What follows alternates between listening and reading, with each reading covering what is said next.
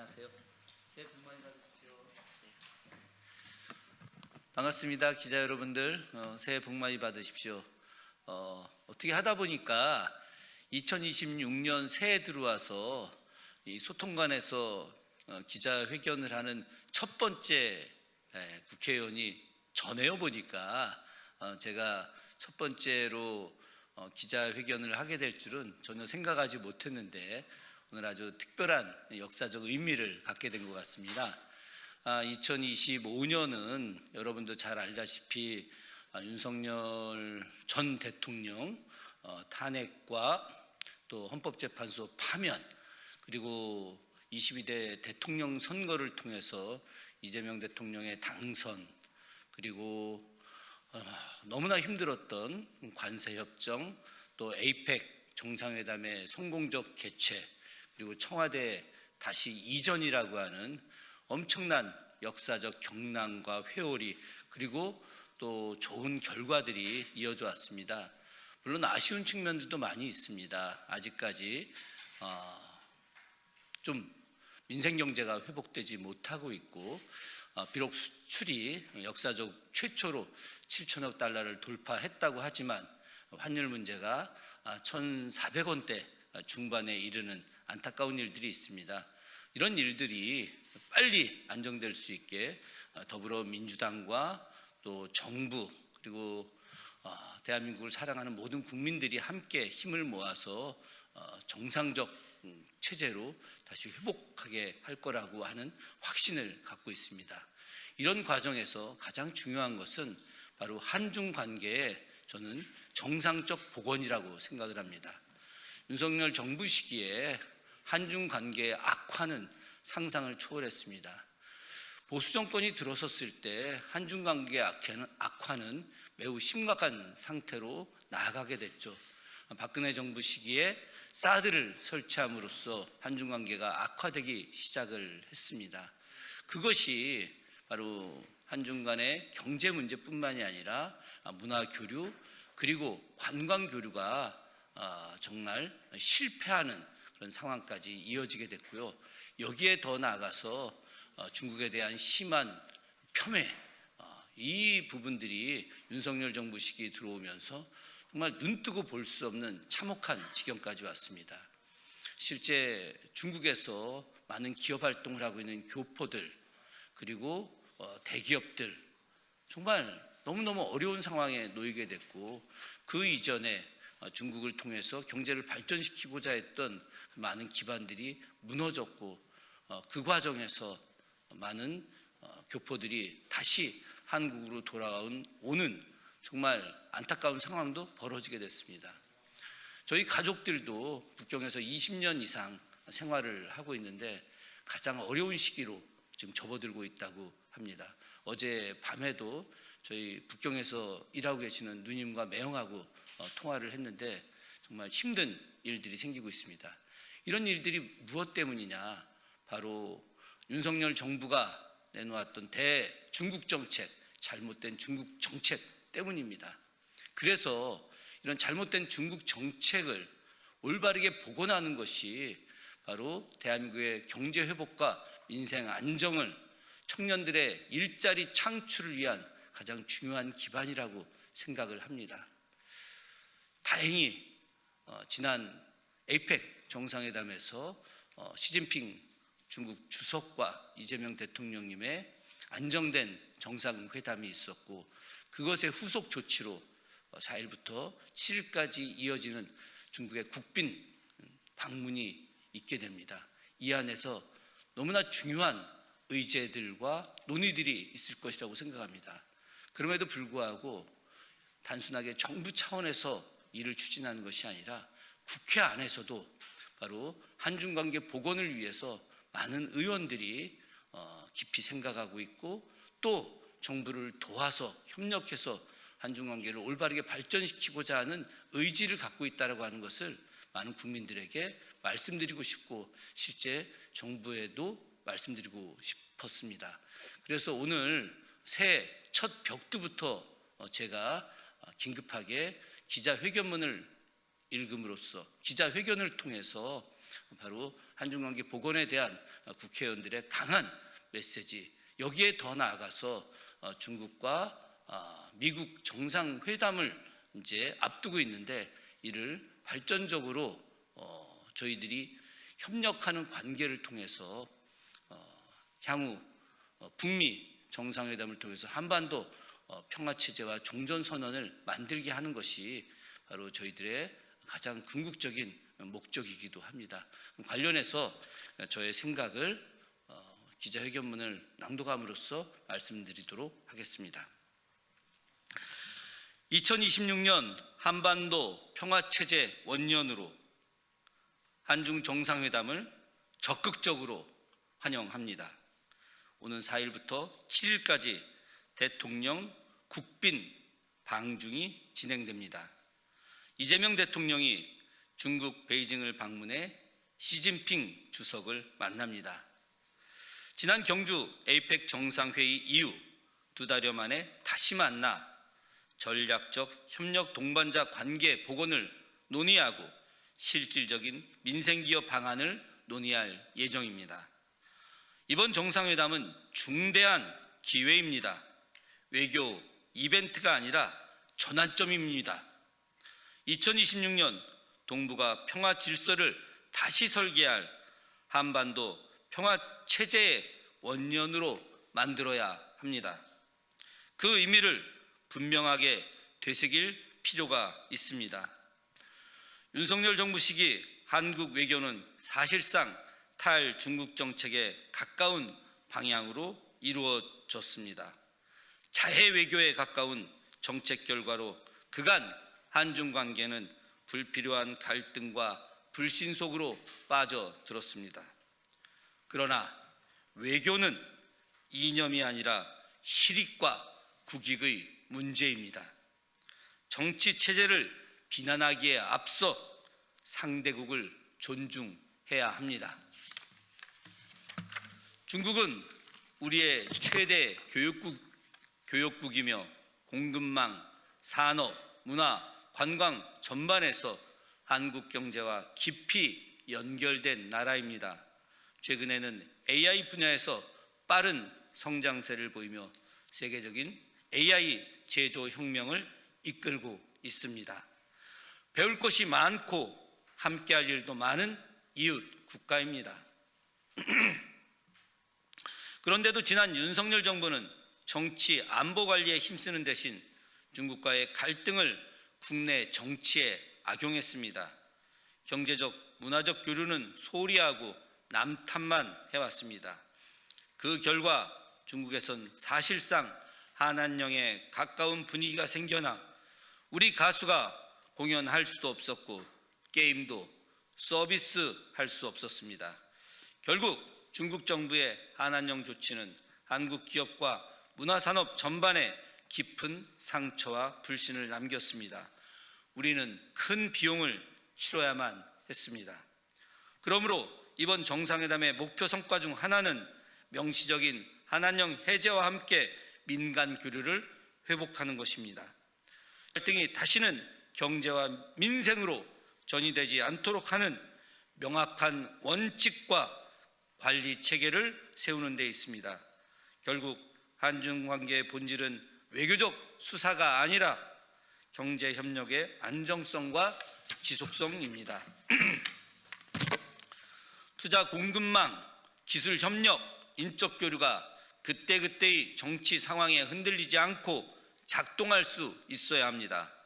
이번 방중에서 우리가 확인해야 할 것은 관계가 좋아졌다라는 선언이 아니라 갈등이 생겨도 경제는 보호된다라는 신뢰 복원입니다. 그것이 진정한 관계 정상화입니다. 정상회담을 통해 한반도 문제로도 시선을 돌려야 합니다. 압박과 고립 정책만으로 북한은 붕괴하지도 변화하지도 않습니다. 지난 수십 년의 경험이 이를 증명합니다. 군사적 압박과 제재의 반복은 긴장만 키웠을 뿐 평화도 비핵화도 가져오지 못했습니다. 이제는 접근을 바꿔야 합니다. 과거 햇볕 정책보다 더 적극적인 대화를 시도하고 동시에 북한의 금융과 경제 제재 등을 완화해 움직이도록 해야 합니다. 단계적 상호 조치를 어떻게 설계할 것인지 훨씬 더 정교하고 현실적인 논의가 필요합니다. 이를 위해 우리는 중요한 과제도 잊지 않아야 합니다. 바로 시진핑 주석과 트럼프 대통령 간 정상회담입니다. 한반도에 큰 영향력을 가진 미중 두 국가가 함께 해야 합니다. 두 정상이 만나 북미 대화 재개라는 어젠다를 논의하도록 한국은 페이스메이커 역할을 해야 합니다. 정부는 이미 2026년을 한반도 평화 공존의 원년으로 만들겠다는 목표를 제시했습니다. 이는 선언으로 끝나서는 안 됩니다. 북미 대화 재개, 남북 대화 복원, 적대적 두 국가 관계를 넘어선 평화적 관계 수립, 이 모든 과제를 동시에 추진해야 합니다. 최근 통일부 여론조사에서도 국민 대다수는 전쟁 없는 평화와 공존을 원하는 것으로 나타나고 있습니다. 국민은 점진적이고 현실적인 접근을 지지하고 있습니다. 이제 필요한 것은 정치의 결단과 외교의 용기입니다. 국민은 이미 준비되어 있습니다. 국민 여러분, 이번 한중 정상회담은 과거를 되돌리는 회담이 아니라 미래를 여는 회담이어야 합니다. 대결이 아니라 관리로, 고립이 아니라 대화로, 불신이 아니라 예측 가능한 협력으로 나가야 합니다. 그리하여 우리는 2026년을 한반도 평화체제의 원년으로 만들어야 합니다. 이번 한중 정상회담을 다시 한번 환영하며 이를 출발점으로 삼아 한반도 평화와 동북아 안정의 길을 흔들림 없이 걸어갈 것을 촉구합니다. 감사합니다. 2026년 1월 2일 한중관계의 아름다운 복원과 한반도 평화를 기원하는 더불어민주당 국회의원 김준혁. 감사합니다. 예, 고맙습니다. 기자님들 잘 부탁드립니다.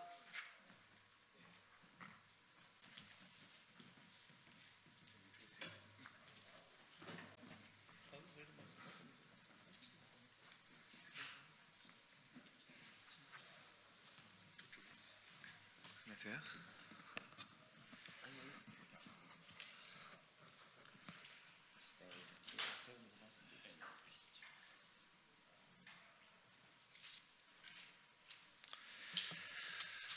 네, 안녕하십니까. 국민의힘 박충건 의원입니다.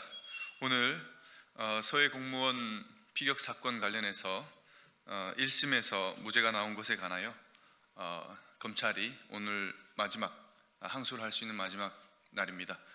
이 부분에 대해서 지금 이재명 대통령과 더불어민주당의 정청래 대표가 조작 기소 사건이었다면서 검찰의 항소를 포기하도록 압박하는 이런 행태에 대해서 이 부분이 제대로 된 판결을 받을 수 있도록, 그리고 국가에 의해서 보호받지 못한 국민, 공무원의 명예를 회복하기 위해서 오늘 서해 공무원 이대진 씨의 형님이신 이대진 님께서 관련한 1심 판결에 관한 입장문을 발표하도록 하겠습니다.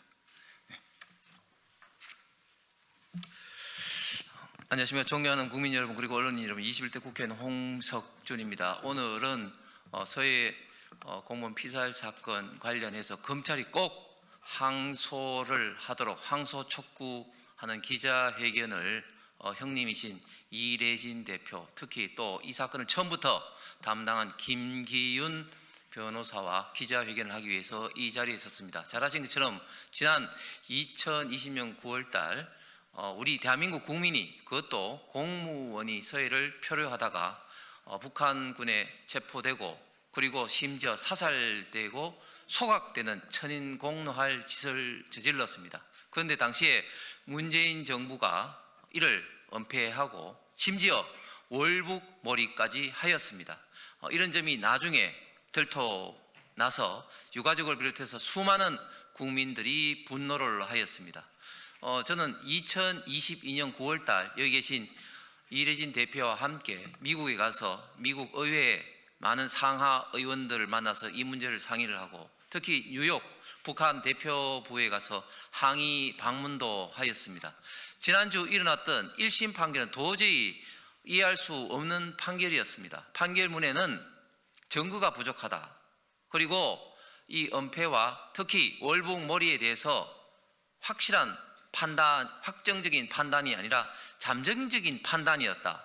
이거 국어 시험도 아니고 희한한 판결을 하였습니다. 이 점에 대해서 당연히 검찰에서 항소를 해야 됩니다. 왜냐하면 지금 증거 부족을 법원에서 1심 법원에서 문제를 삼았는데 지금 대통령 기록물법에 의해서 지금 검찰의 증거가 기본적으로 제한될 수밖에 없는 구조입니다. 그럼에도 불구하고 지금까지 드러난 증거만으로도 당시 문재인 정부 검찰이 은폐를 하고 특히 월북 몰이를 하였다는 것은 명백함에도 불구하고 이 문제에 대해서 항소심에서 다툴 수 있는 기회 자체를 포기를 하면서 박탈하는 것은 천인공노할 짓이자 특히 검찰의 어떤 존재 이유에 대한 기본적인 어떤 부정이기 때문에 두고 검찰로서는 흑역사로 기록될 것입니다. 그렇게 된다면 강력하게 고발 조치 등을 할 것을 다시 한번 이 자리에서 천명을 하면서 반드시 항소를 할 것을 촉구합니다. 예, 서해 피살 공무원 유족 변호사 김기훈 변호사입니다. 서해 피살 사건에서 검찰의 항소를 요구합니다. 북한군에 의해 죽을 때까지 아무 구호 조치를 하지 않았던 고위 공직자에 대한 기소는 이상한 논리 기소가 아닙니다. 국가가 자국민의 생명을 보호하고 구조할 책임을 방기한 점을 이유로 법적으로 문제 삼은 정당한 기소입니다. 대한민국 헌법은 모든 공무원에게 국민의 생명과 안전을 보호할 의무를 부여하고 있습니다. 그럼에도 불구하고 고위 공직자들은 어떠한 구호 조치도 하지 않았을 뿐만 아니라 그 결과 국민이 비극적인 죽음을 맞이하도록 반치한 뒤 이를 월북으로 발표했습니다. 이러한 점에서 고위 공직자에 대한 형사 책임을 묻는 것은 당연한 것이며 이를 이상한 기소라고 할 수는 결코 없습니다.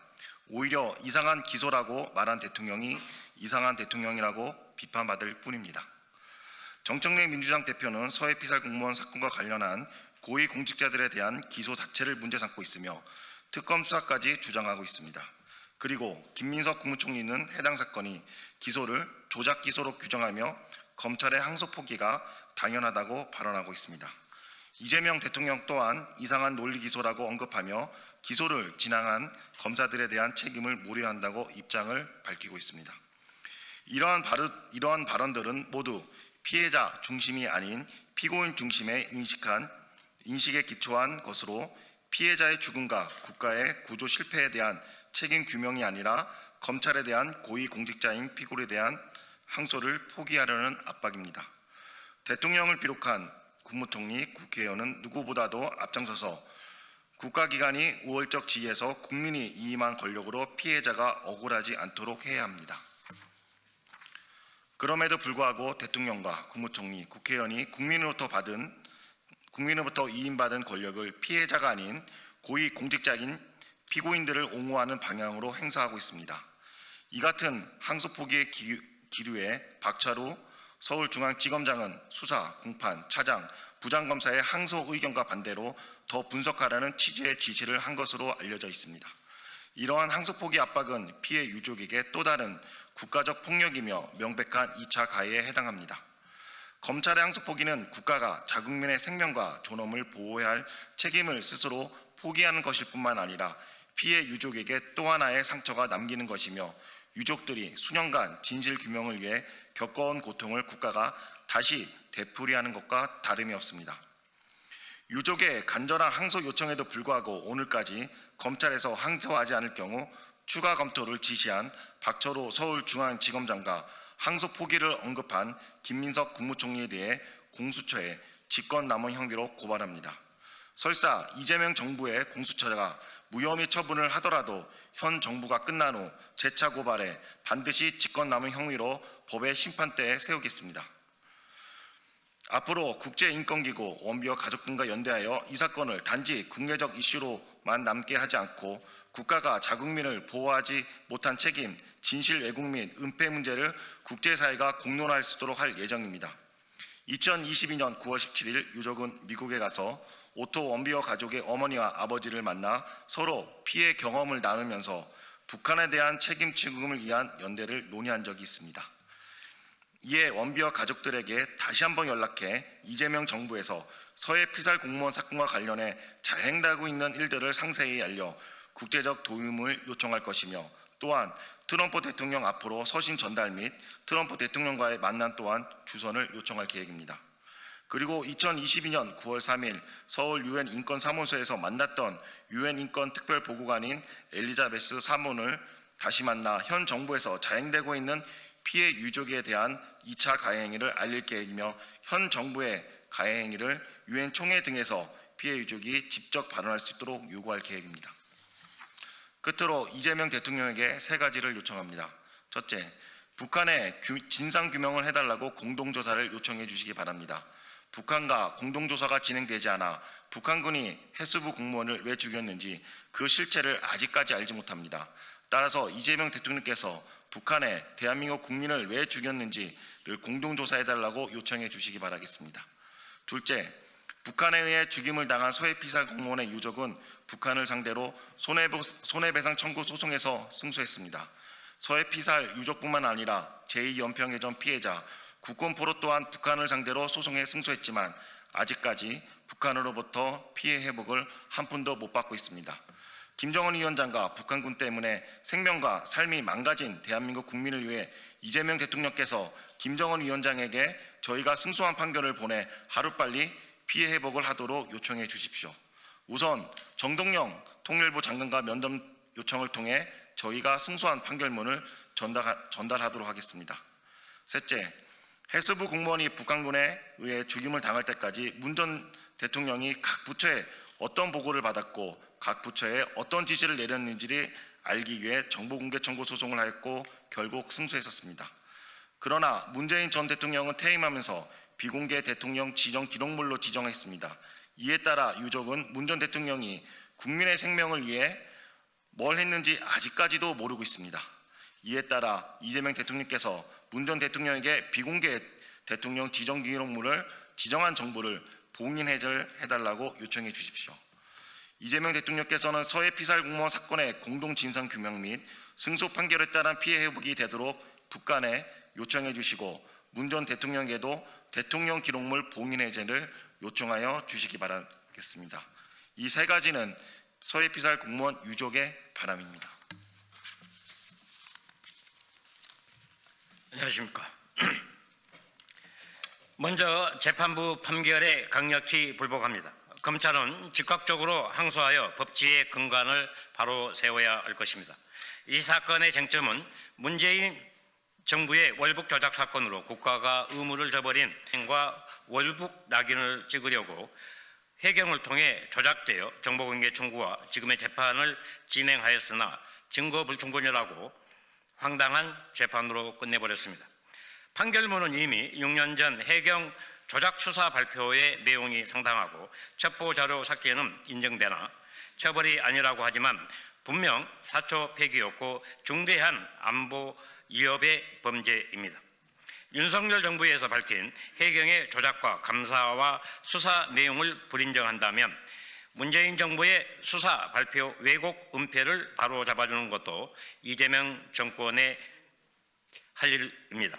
이는 이재명 대통령이 말해온 국가의 책임인데 회피하면 안 됩니다. 헌법 3심 제도를 배제하고 덮으려는 수작을 대통령과 총리, 여당 대표까지 나서서 국민에게 무엇을 하겠다고 하는 것입니까? 본 사건의 쟁점은 국가가 국민의 생명을 외면했던 범죄를 단죄하는 것인데 증거 불충분이라는 이유로 덮을 수 없습니다. 가장 추악한 범죄가 범죄를 조작 은폐하며 면죄부를 받으려 자행한 민주당의 민낯을 전 국민에게 보여준 서해 피격 사건의 2차 가해입니다. 하지만 판결에 상당한 의문점과 실체적 진실을 밝혀야 하는 법원의 노력이 범죄자들의 무죄에 쏠려 있었고 증거 불충분이라는 논리로 덮어주려는 절차였습니다. 재판부의 강조 사항이라며 쟁점으로 다뤄야 할 월북의 판단을 비껴갖고 해경의 조작, 은폐 발표와 수사의 증거 불충분이라는 면죄부를 줌으로써 잘못된 국가 권력과 망가진 사법의 시스템을 결합한 만행으로 규탄합니다. 6년의 세월 동안 증거들이 차곡차곡 넘치게 생성되었음에도 불충분하다는 재판부 스스로가 공정하지 못했다는 것이 결과로 입증되었습니다. 저들에게 수사 결과에 오류를 범한 증거가 있었고 발표 과정도 충분한 증거들을 만들어 왜곡했음에도 얼마나 많은 증거를 만들어야 범죄로 인정한다는 것인지 사법부 스스로 반성해야 할 것입니다. 국방부의 SI 첩보는 존재하나 그 사용이 잘못되었음에도 국가는 끝까지 외면했던 범죄였으며 국가가 밝혀야 할 의무를 저버려서는 안 됩니다. 어떤 일이 있어도 국가의 모든 기록을 임의로 삭제한다면 그 자체가 중대한 범죄이며 내란보다 더 흉악한 범죄일 것입니다. 국방부 스스로 북한에 발견되고 사살되기까지 수없이 인정했고 설마 죽일 줄 몰랐다라고 하는 천인공노할 짓거리에 사법이 바로잡지 못한다면 국가는 뭐하고 있었는지 따끔한 질책을 사법에서 책임을 물었어야 했습니다. 저는 지난 6년 동안 물음은 국가는 무엇을 했느냐였습니다. 1년의 과정을 비공개로 진행하면서 군사기밀 국가안보라고 변명했지만 결국 동생의 명예는 벗길 수 없었고 가족은 비참해졌습니다. 목숨 바쳐 국가를 지킨 명예를 더럽힌 문재인 일당들과 민주당의 만행을 이제 국민 앞에 고발합니다. 첫 번째 들었다는 첩보는 존재하나 국가와 송환 의무는 애매하고 그 과정에서 김정은 전통문은 있었고 문재인은 국민에게 거짓말했습니다. 전통문을 받은 그 한 라인으로 살릴 수 있었음에도 오직 증거 불충분이라는 앵무새 발언이 현재 이재명 검찰과 재판부가 짜 맞추듯 합니다. 해상 경계 작전 실패의 책임을 국민에게 씌우는 만행을 처벌하지 못한다면 국가 안보를 말할 수 없습니다. 판결은 그 골든타임 시간에 국가는 무엇을 했느냐를 따졌어야 했습니다. 두 번째, 해경의 조작과 수사 발표 내용이 상당 부분 문제가 있었다고 문재인 정부의 국가인권의 결정문에서도 판단했습니다. 판결문에 헨다와 구명동의를 거론했는데 부유물과 헨다로 증거 부족이 아닌 판결의 오류를 범했습니다. 중국어 간자체 구명동의는 동생이 죽기 전 6시간 전으로 조작 은폐의 가장 명백한 증거였고 팔에 붕대가 감긴 내용은 당시 동생의 처참한 상황을 말해 줍니다. 한국 성급협회가 인정한 장비만 관용 선박에 배치돼야 하며 팔에 붕대가 감긴 사실은 결정적 증거가 되는데 언급조차 안 하고 법정 장비를 멋대로 판단했습니다. 세 번째, 국가인권의 결정문과 감사원 감사에서 밝혀진 내용을 보노라면 분명한 문제가 있다고 판단했으며 안보장관 회의 직전에 해경의 안보라인 3곳의 전화도 누구의 지시였는지 밝혀야 합니다. 구명동의의 간자체와 팔에 붕대가 감긴 것은 무엇이며 해경청장이 말한 나는 안 본 걸로 할게, 이 말은 가장 중요한 결정적 증거 조작이며 구조가 절실했던 골든타임 6시간 전입니다. 진짜로 증명해야 할 내용은 다 빼버리고 조작이 진실이라고 말하는 사법적 판단에 비겁하다 생각합니다. 네 번째, 재판도 하지 않았는데 민주당 의원들은 저를 찾아와 호남인이 같은 편이라며 월북 인정하라 했는데 이 또한 범죄가 아닙니까? 이렇듯 밝혀야 할 내용이 많은데 이 정권은 뭐가 두렵고 뭐가 급해서 덮으려 합니까? 다섯 번째, 윤석열 정부가 감사원 통해 밝힌 내용이 팩트였음을 분명히 핑계로 은폐하는 게 아니겠습니까? 저는 이렇게 제안합니다. 문재인, 박지원, 서우, 김홍희, 윤성현, 노은채 그리고 민주당 6인의 의원들을 22.9도 수원에서 반소매 있고 30시간 입수하고 6시간을 그 횡단로 끌고 다니는 실증을 해야 할 것입니다. 그래야 판결에 적법성이 있지 않겠습니까?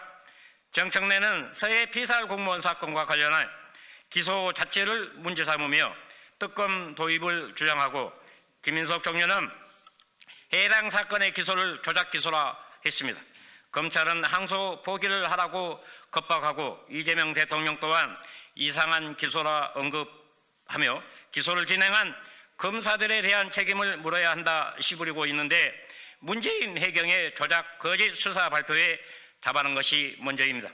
검찰은 즉각 항소하여 실체적 진실을 밝히고 어린 조카의 한을 풀어주시기 바랍니다. 사법은 범죄자들 살인의 가면을 벗겨서 해안의 눈물을 닦아주시고 검찰의 존재 이유를 확립하시기 바랍니다. 그 어린 피눈물을 외면한 권력이라면 그 또한 범죄가 될 것입니다. 감사합니다.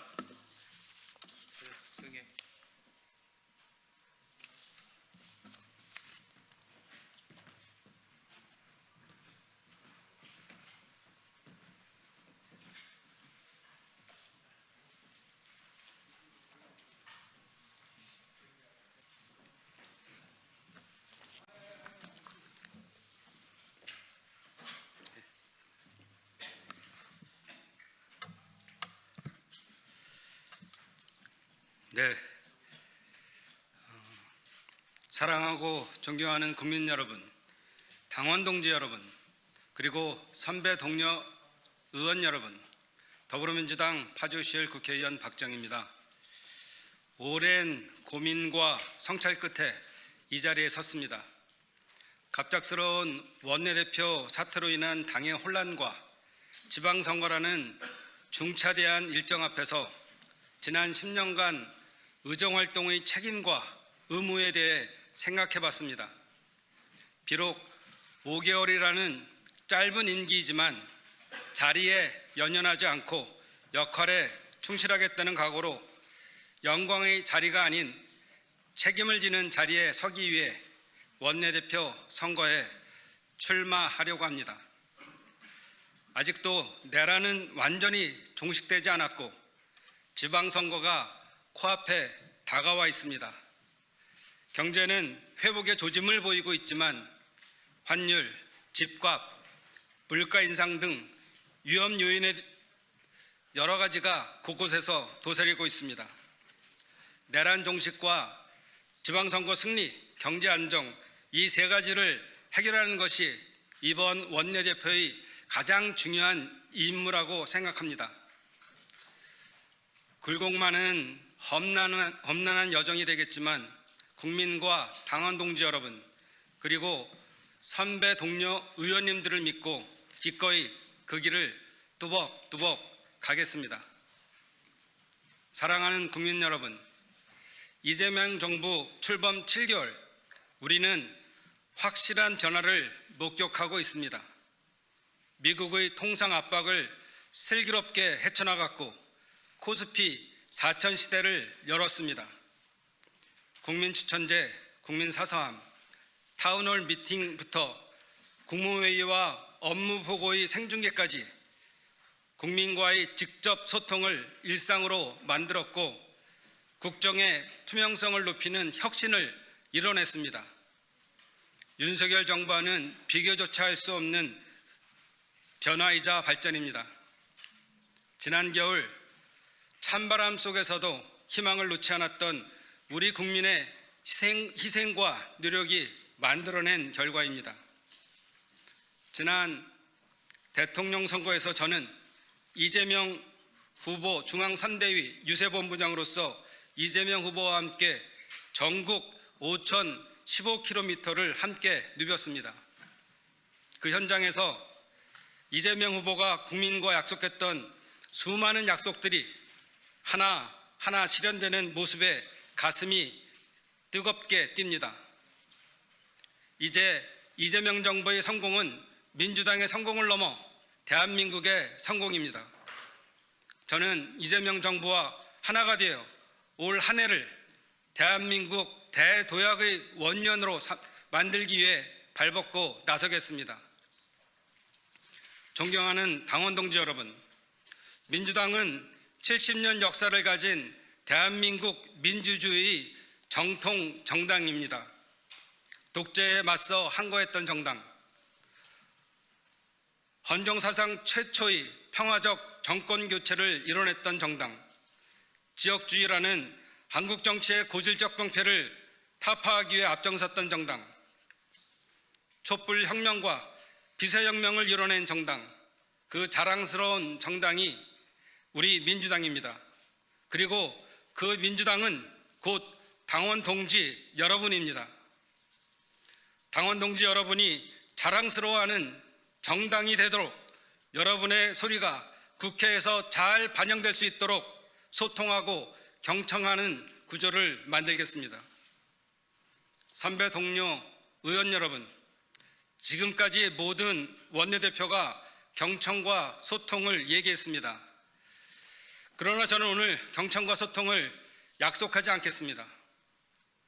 3번의 간사와 2번의 위원장을 역임하면서 경청과 소통을 두려워하지 않았습니다.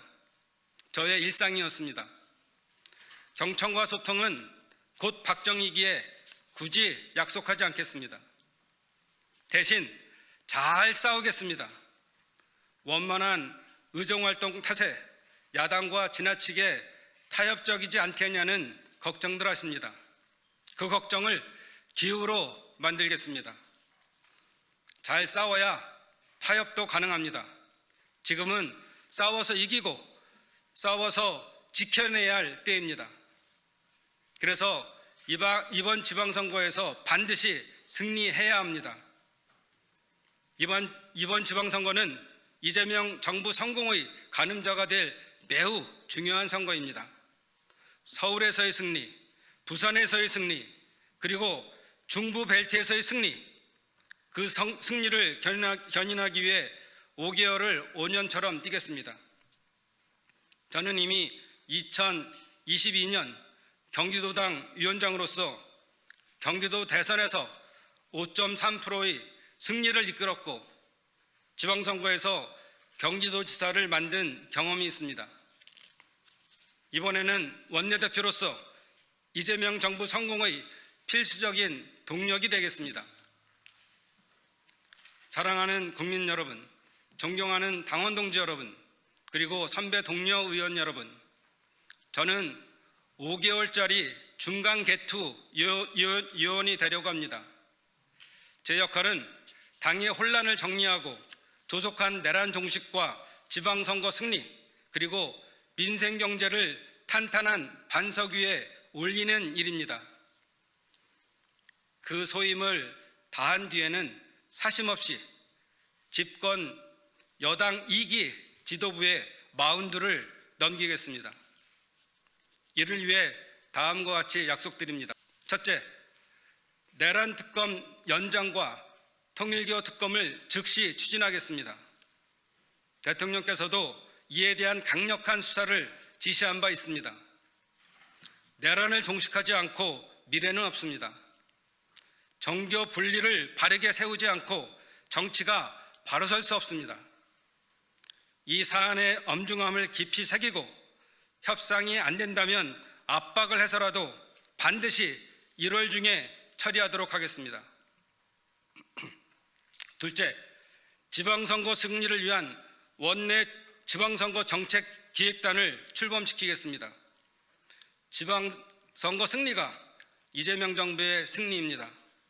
원내에서 입법과 예산으로 뒷받침하겠습니다. 원내에서 최우선 입법과 예산 정책을 선별 수립해 선거 승리에 힘센 견인차가 되겠습니다. 셋째, 민생 경제 회복을 최우선 과제로 삼겠습니다. 정책 수석을 중심으로 하는 원내 경제 TF를 즉시 가동하겠습니다. 이재명 정부의 경제 정책을 뒷받침하고 지원하기 위해 당정 간의 상설 경제 협의체도 만들겠습니다. 그래서 코스피 5000 시대 AI 선도국가 건설을 뒷받침하겠습니다. 경제는 민주당이라는 말이 수사가 아닌 현실이 되게 하겠습니다. 5개월은 짧지만 민주당에게는 소중한 시간입니다. 이 긴박한 시간을 엄중하게 쓰겠습니다. 당을 안정시키고 지방선거 승리를 위해 이 한몸 헌신하겠습니다. 제 의원실 벽에는 사득이라는 글귀가 걸려 있습니다. 내려놓아야 얻는 것이 있다는 의미입니다. 저를 저 아래로 내려놓고 민주당이 얻는 길을, 이재명 정부가 얻는 길을 꿋꿋이 가겠습니다. 감사합니다. 새해 복 많이 받으십시오.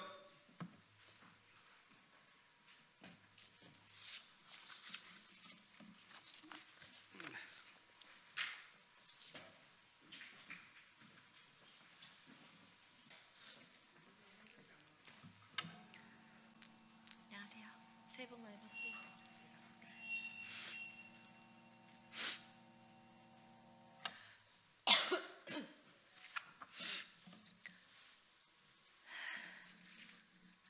예, 안녕하세요. 더불어민주당 원내대변인 백승아입니다. 오늘의 논평 2건 브리핑하겠습니다. 쿠팡의 반복되는 불법, 불공정 행위, 국정조사로 반드시 바로잡겠습니다. 더불어민주당은 쿠팡 불법 행위 국정조사 요구서를 제출했습니다. 쿠팡을 둘러싼 각종 불법, 불공정 의혹은 더 이상 개별 기업의 내부 문제로 치부할 수 없는 수준에 이르렀습니다. 반복적인 개인정보 유출, 불공정 거래 관행, 노동자의 생명과 안전을 위협하는 구조적 문제는 국민의 권리와 공공의 이익을 심각하게 침해하고 있습니다. 국회 청문회 과정에서 김범석 의장은 불출석했고 로저스 대표는 위증 논란을 불러왔습니다. 쿠팡은 셀프 조사 결과만을 토대로 한국 정부의 입장조차 반영하지 않은 채 미국 증권거래위원회에 신고했으며 물류센터 노동자 사망과 관련해서도 산재 취소 소송을 중단할 의사가 없다는 입장을 고수해 유족과의 물리적 충돌까지 벌어졌습니다. 꼼수 보상안, 청문회에서의 불성실한 답변 등 국회를 경시하는 태도는 국정조사가 불가피함을 보여주고 있습니다.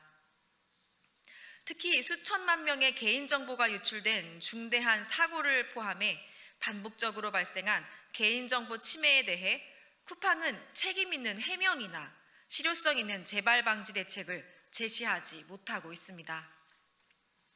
이는 단순한 관리 부실을 넘어 대규모 플랫폼 기업으로서의 사회적 책임을 외면한 행태라 할 수밖에 없습니다. 아울러 쿠팡은 시장 지배적 지위를 이용해 입점업체와 납품업체의 불리한 계약을 강요하고 검색, 노출 알고리즘을 통해 거래 질서를 왜곡해왔다는 의혹을 받아왔습니다. 물류 배송 현장에서 반복된 산업재해와 노동자 사망사고 역시 기업 성장의 이면에 감춰진 구조적 위험을 여실히 드러내고 있습니다.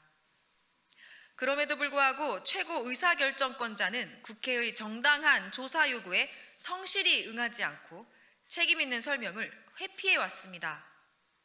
이는 국회의 헌법상 조사권을 경시하는 행위이자 국민에 대한 책임을 저버리는 처사입니다. 쿠팡을 둘러싼 일련의 사안은 기업 내부 문제가 아니라 국민의 권리와 시장 질서를 훼손하는 구조적 문제입니다. 이에 개인정보 침해, 불공정 거래, 노동권 침해, 산업 안전 문제, 해외 로비 활동과 기업 지배구조 전반에 이르기까지 국정조사를 통해 철저히 진상을 규명하겠습니다.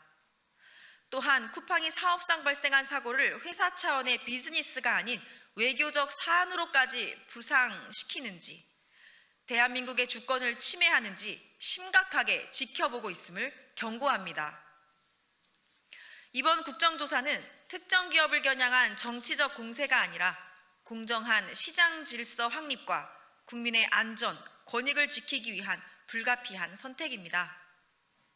더불어민주당은 국민의 눈높이에서 엄정히 책임을 묻고 제도 개선으로 이어지는 실질적인 성과를 반드시 만들어 나가겠습니다. 두 번째 논평입니다. 2026년 조속한 내란 청산으로 민생 개혁의 적토마를 달리게 하겠습니다. 2026년 병오년 새해가 밝았습니다. 지난 한 해 우리는 헌정 질서가 위협받고 국가 시스템이 심각하게 훼손되는 순간을 마주했었지만 국민의 의지와 연대로 위기를 버텨냈고 이제 다시 앞으로 나아가고 있습니다.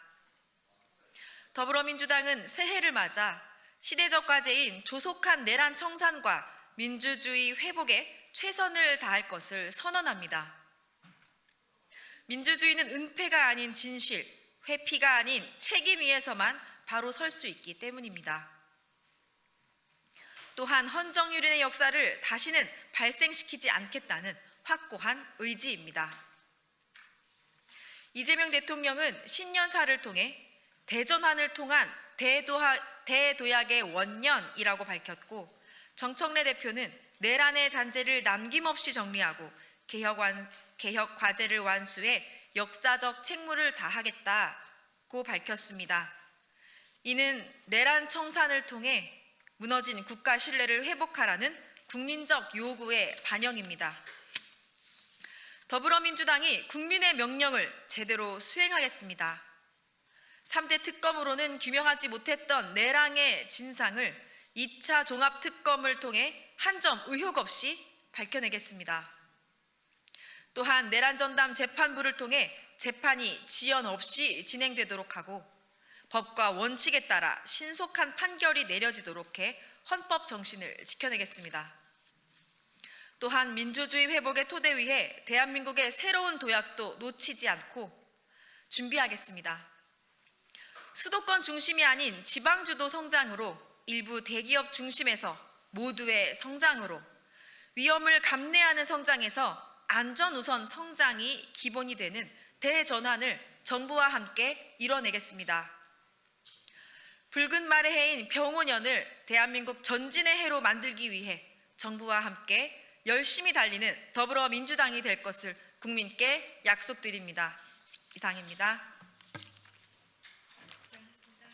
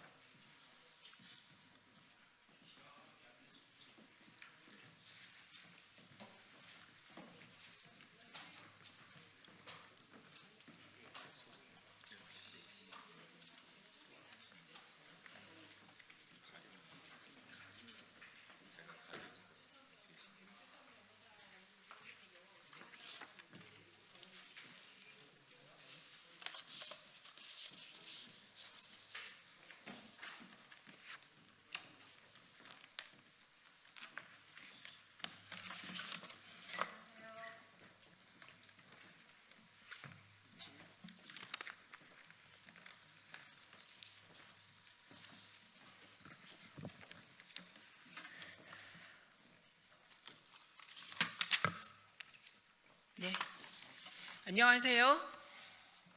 저는 국회 과방위원장 최민희 의원입니다.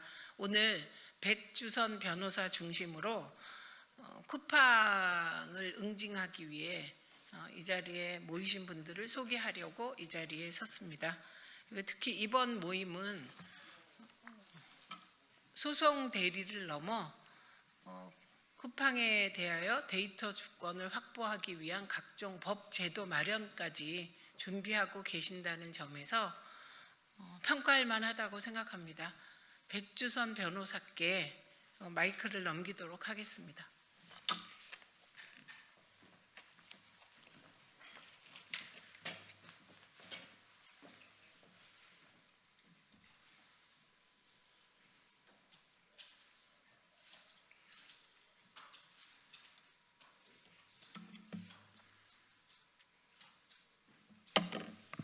예, 방금 소개받은 백주선입니다.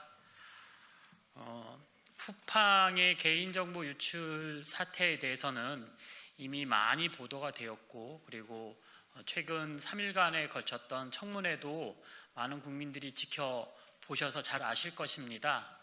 개인정보 유출이 사실 어제 오늘의 일은 아니지만 이번 쿠팡의 개인정보 유출이 크게 문제가 된 것은 그 유출의 범위도 광범위하고, 그리고 그 유출 이후에 쿠팡이라는 기업이 우리 국민들 그리고 우리 소비자를 대하는 태도가 매우 바람직하지 못했기 때문에 더욱더 국민적 공분을 샀다고 생각을 합니다. 보통의 기업들은 소비자의 정보가 유출되었을 때 그에 대한 책임을 분명히 지려고 하는 태도를 보이거나 적어도 크게 사과를 하고 대책을 마련하기 위해서 고심하는 모습은 보였다고 생각을 합니다. 그런데 이번 쿠팡의 경우에는 그 피해 규모를 줄이고 그리고 대책의 범위를 축소하는 데 급급했을 뿐이고, 실제로 유출의 경위와 범위에 대한 진상에 대해서 정확하게 밝히지 않았고, 오히려 그것을 은폐하기 위한 여러 정황들과 증거들이 제시되었습니다. 그럼에도 불구하고 3일간 이어졌던 청문회에서도 제대로 된 사과는커녕 어떠한 근본적인 대책이라든지 소비자와 국민의 피해에 대한 보상을 약속하는 모습은 볼 수가 없었습니다. 이미 많은 법무법인과 그리고 국민들이 사실은 3천만 명이 넘는 국민들이 쿠팡에 가입되어서 물건을 사고 그리고 여러 가지 이 정보들을 교류하고 있는 상황에서 이미 많은 사람들이 유출된 정보에 대한 책임을 묻기 위해 소송에 참여하고 있습니다.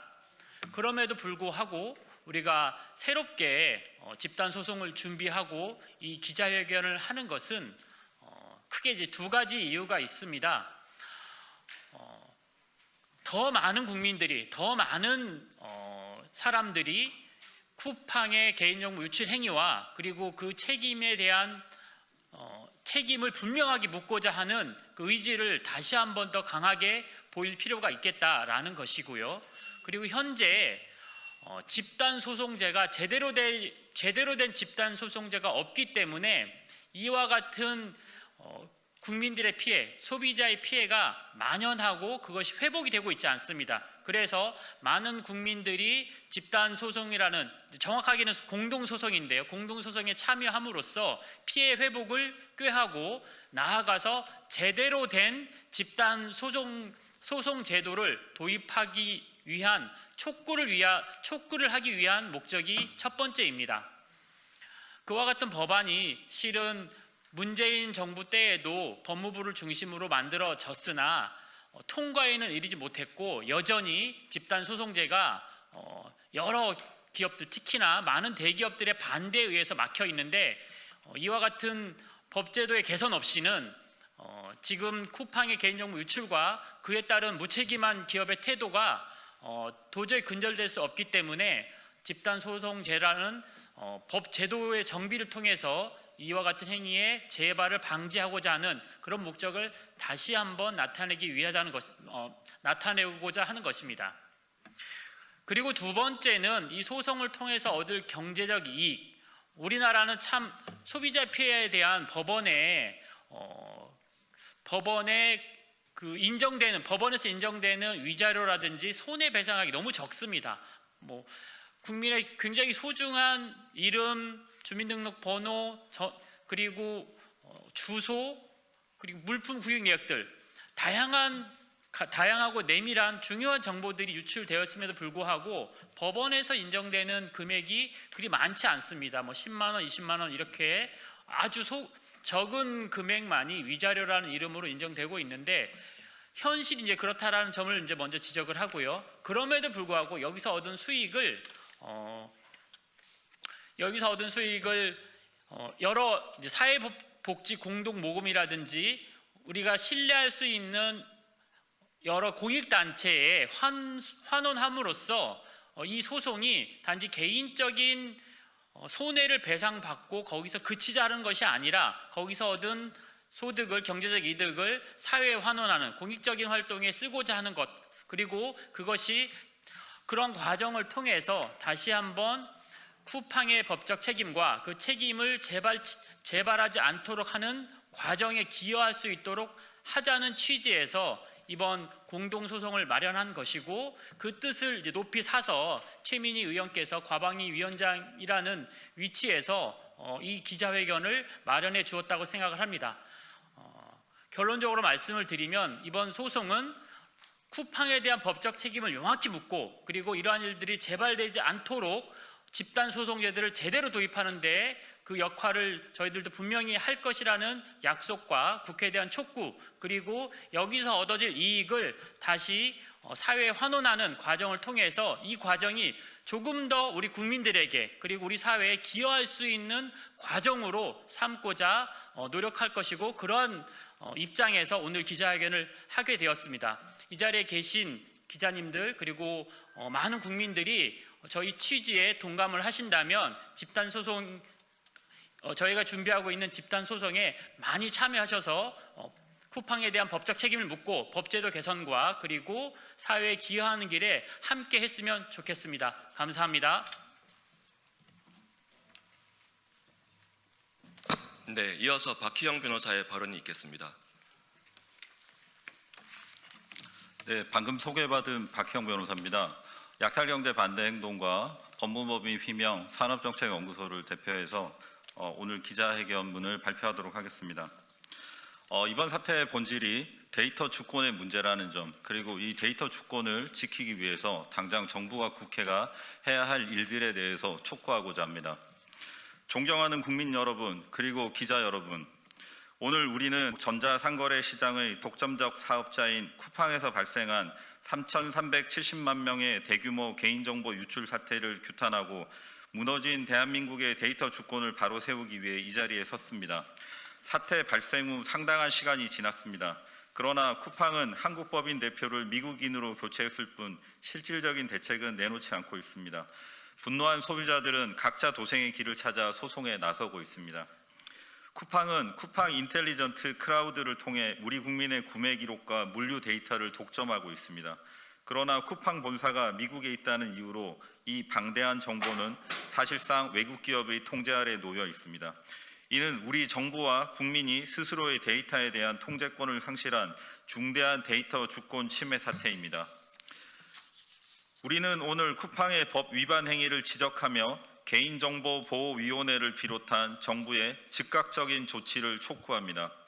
첫째, 쿠팡은 안전성 확보 조치를 의무를 위반했습니다. 3,370만 명의 정보가 유출된 사실 자체가 기술적, 관리적 보호 조치를 소홀히 했음을 증명합니다. 둘째, 쿠팡은 개인정보 국외 이전 절차를 무시했습니다. 한국 이용자 정보를 국외 서버에 저장하면서도 법정 고지사항을 누락하거나 엄격한 요건을 준수하지 않은 의혹이 매우 큽니다. 셋째, 쿠팡은 대한민국 강행 규정인 개인정보보호법의 적용을 회피하고 있습니다. 외국계 기업일지라도 국내 이용자에게 영향을 미치는 경우 우리 법의 적용을 받는 것이 대법원의 판례입니다. 이제 정부는 일본 총무성이 과거 라인 야후 사태 당시 보여주었던 단호함을 참고해서 쿠팡을 응징하고 데이터 주권을 확보해야 함을 말씀드리고자 합니다. 첫째, 즉각 데이터 국내 서버 이전 명령을 시행하십시오. 개인정보보호법 제64조 제1항 제3호에 근거해서 현재 쿠팡의 클라우드에 있는 모든 이용자 정보를 대한민국 내 서버로 이전하도록 명령해 주십시오. 둘째, 역대 최대 규모의 과징금을 부과하십시오. 개정된 법에 따라 전체 매출액의 3%를 과징금으로 부과해서 외국 기업이 더 이상 우리 법을 경시하지 못하게 해야 합니다. 셋째, 즉각 데이터 현집 입법에 나서 주십시오. 국회는 EU와 중국의 사례처럼 국내 이용자 정보를 국내 클라우드 업자가 관리하도록 강제하는 법안을 마련해 주십시오. 이것만이 장차 제2의 쿠팡 사태가 우려되는 넷플릭스, 우버 등의 데이터 독점 문제를 방지할 수 있습니다.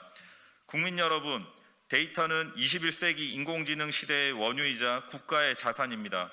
독점적 지위를 이용해서 우리 국민의 정보를 국외로 빼돌리고 사고가 나도 책임지지 않는 쿠팡의 행태를 더 이상 묵과할 수 없습니다.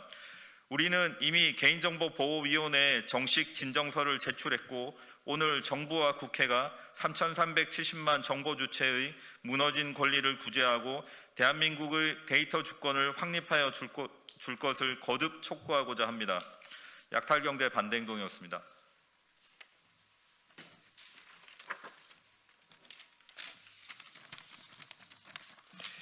오늘 기자회견을 통해 저희는 국회와 정부에 다음과 같이 강력히 요구합니다.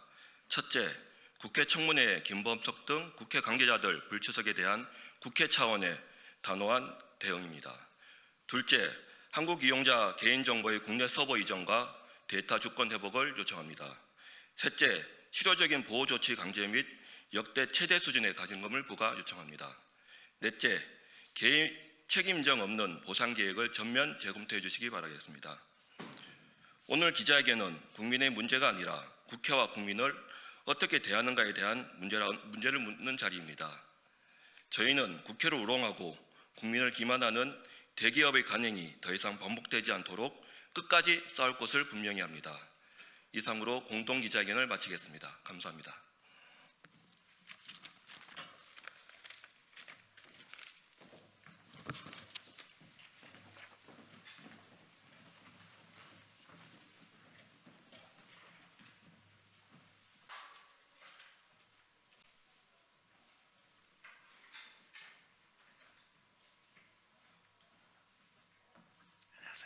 새해 복 많이 받으십시오.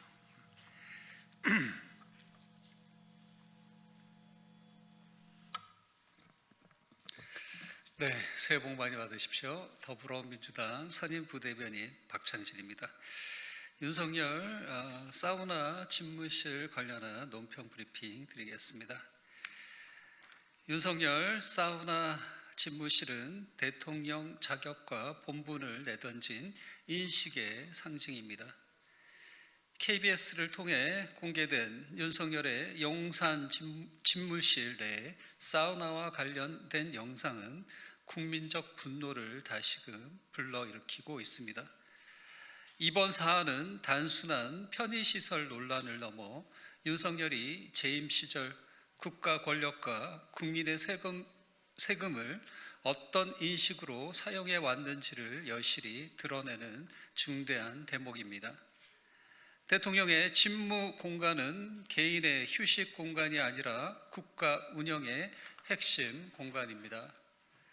국정 수행 과정에서 최소한의 건강 관리나 안전을 위한 시설이 필요할 수도 있다는 점 자체를 부정하지는 않습니다. 그러나 해당 시설이 공적 필요를 넘어 업무 태만이나 음주 사실을 은폐하기 위한 장치로 활용되었는지 설치와 운영 과정에서 예산 집행과 절차가 적법하고 투명했는지는 반드시 검증되어야 합니다. 윤석열이 사우나에서 숙취를 풀고 업무에 임했는지가 핵심이 아닙니다. 문제는 대통령의 일상이 국정보다 음주와 개인의 쾌락 추구에 집중되어 있었다는 의혹입니다. 이미 2023년 2월 국정원 업무보고 당시 윤석열이 공식 업무보고를 형식적으로 마친 뒤 업무 중 폭탄주를 돌렸다는 의혹이 제기된 바 있습니다. 만약 이러한 의혹이 사실이고 용산 대통령실 비밀 통로 사례와 마찬가지로 업무 시간 중 음주 사실을 은폐하기 위한 목적으로 이러한 시설이 활용되었다면 이는 단순한 사적 일탈을 넘어 국정기강의 심각한 붕괴이자 대통령 직무 수행에 근본을 훼손한 중대한 사안입니다. 국가 운영의 책임보다 술자리가 우선이었다면 이는 개인의 기여 문제가 아니라 대통령으로서의 자격과 본분을 스스로 저버린 행위입니다. 집무실 사우나 문제는 결코 단편적인 편의시설 논란이 아닙니다. 이는 윤석열 재임 시절 드러난 왜곡된 권력 인식과 국정 운영 태도를 상징적으로 보여주는 사례입니다. 국정을 사적으로 이용하고 권력을 개인의 편의와 안락함을 위한 행사해도 된다는 오만한 인식은 결국 헌정 질서와 민주주의 훼손을 가져온 친위 내란까지 이어졌다는 점에서 결코 분리할 수 없습니다. 윤석열의 사우나 집무실은 반드시 반면 교사의 역사적 교훈으로 남아야 합니다. 더불어민주당은 다시는 어떤 권력도 이 정도는 괜찮다는 위험한 발상을 하지 못하도록 이번 사안에 대한 강도 높은 수사와 단호한 처벌이 이루어질 수 있도록 국민 앞에서 모든 책임과 역할을 다하겠습니다. 이상입니다. 감사합니다. 고생하셨습니다.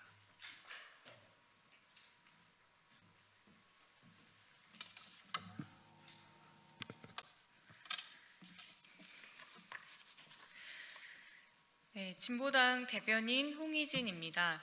오전 브리핑 2건 진행하겠습니다. 첫 번째입니다. 장동혁 대표의 국민은 윤어게인 뿐입니까? 병오년 새해가 밝았지만 국민의힘 장동혁 대표는 한치도 변함이 없었습니다. 신년 인사회에서 선거 승리를 생각하면 선거에서 패하게 될 것이라며 윤어게인과의 절연과 쇄신을 요구하는 당내 의견을 반박하는 발언을 했습니다. 그러면서 정치는 국민을 섬기는 일이라는 의미심장한 말을 했습니다. 장동혁 대표가 섬기는 국민은 여전히 오직 윤어게인에만 머무르고 있다는 것이 재차 드러났습니다. 새해 첫날 현충원 방명록에 민유방본, 정제양민을 남긴 것이 무색할 정도입니다. 국민의힘 내부에서 이대로 가다가는 지방선거에서 철저히 패배한다는 위기감이 만연하다는 걸 장 대표만 모르는 것 같습니다. 오세훈 서울시장마저 참을 만큼 참았다며 울분을 토해낼 정도인데 새해에도 국민이 아닌 윤어게인만 섬기겠다 선언을 한 것입니다. 국민의힘과 장동혁 대표에게 재차 강조합니다. 윤어게인이 아닌 국민은 내란 세력 청산을 바라고 계십니다. 우리 사회가 다시는 윤석열과 같은 구구적 망상가에게 위협받지 않기를 바라는 것이 국민의 뜻입니다. 국민을 제대로 섬기지 못하는 정치는 쓸모를 잃고 사라질 수밖에 없습니다. 새해를 맞아 이제라도 제1야당으로서 책임감을 갖고 윤어게인과의 결별을 선언하길 바랍니다. 두 번째입니다. 청년의 삶이 나아지는 2026년이 되어야 합니다. GDP 12위, 코스피 4000시대, 정권이 바뀌며 경제가 회복세라고 하지만 청년들에게는 그저 남의 일처럼 느껴집니다. 신규 채용은 얼어붙다 못해 30% 넘게 줄었고 그중에서도 신입 채용은 5%에 그쳤습니다.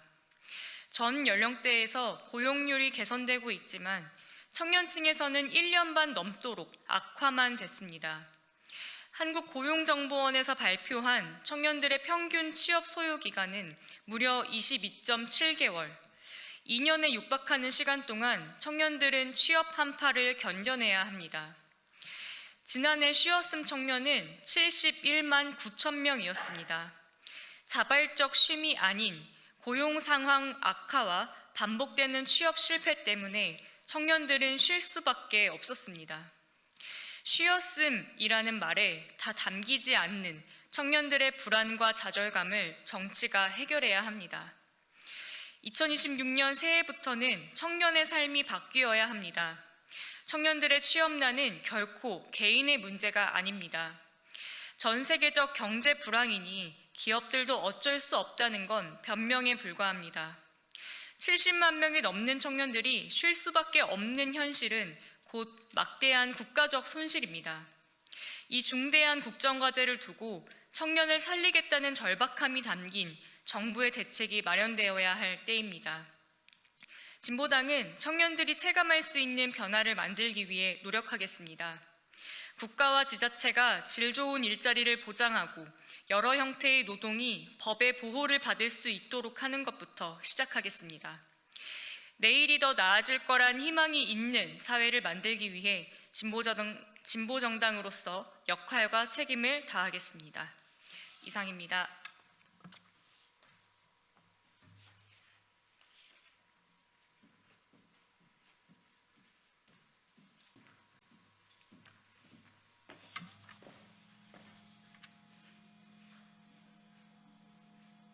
국민의힘 수석 대변인 박성훈입니다. 2026년 첫 온마이크를 진행하도록 하겠습니다. 총 3건입니다.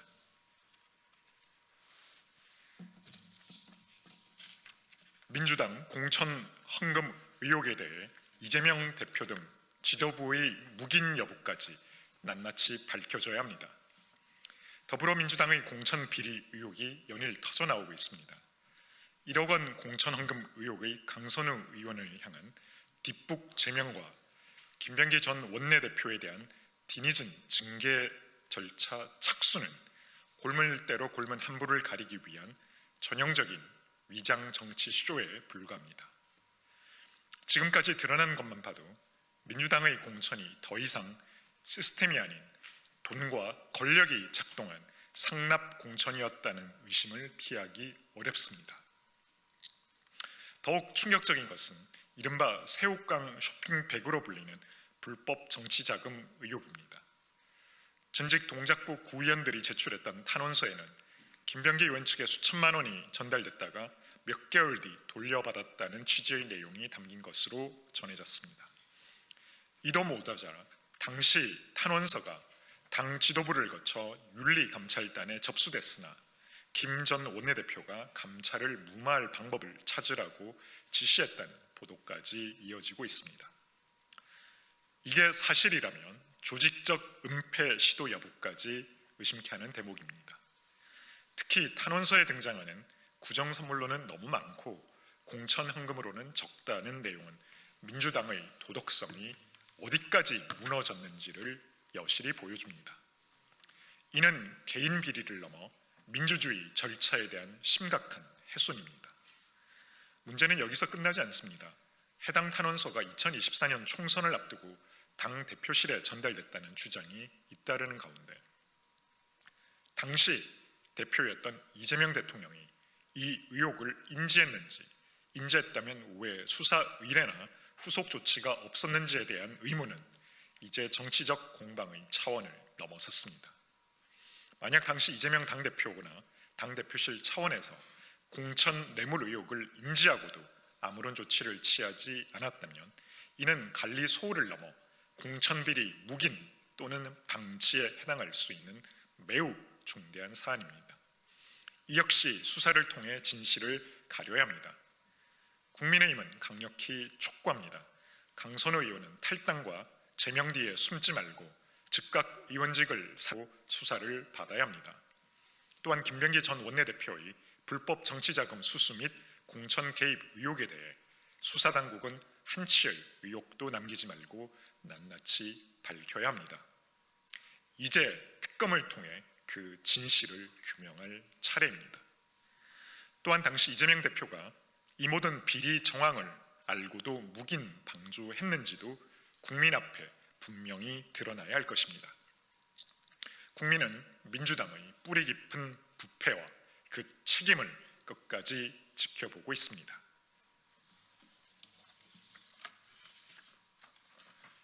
국민의 입은 틀어막고 국위까지 뒤흔드는 민주당의 입틀막법.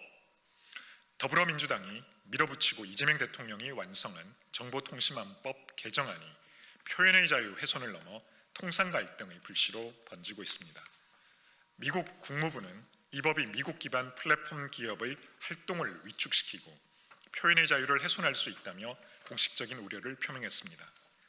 이미 통과된 동맹국의 법률에 대해 미국 정부가 즉각 문제를 제기한 것은 이 사안을 단순 국내 입법이 아니라 외교 통상 리스크로 인식하고 있다는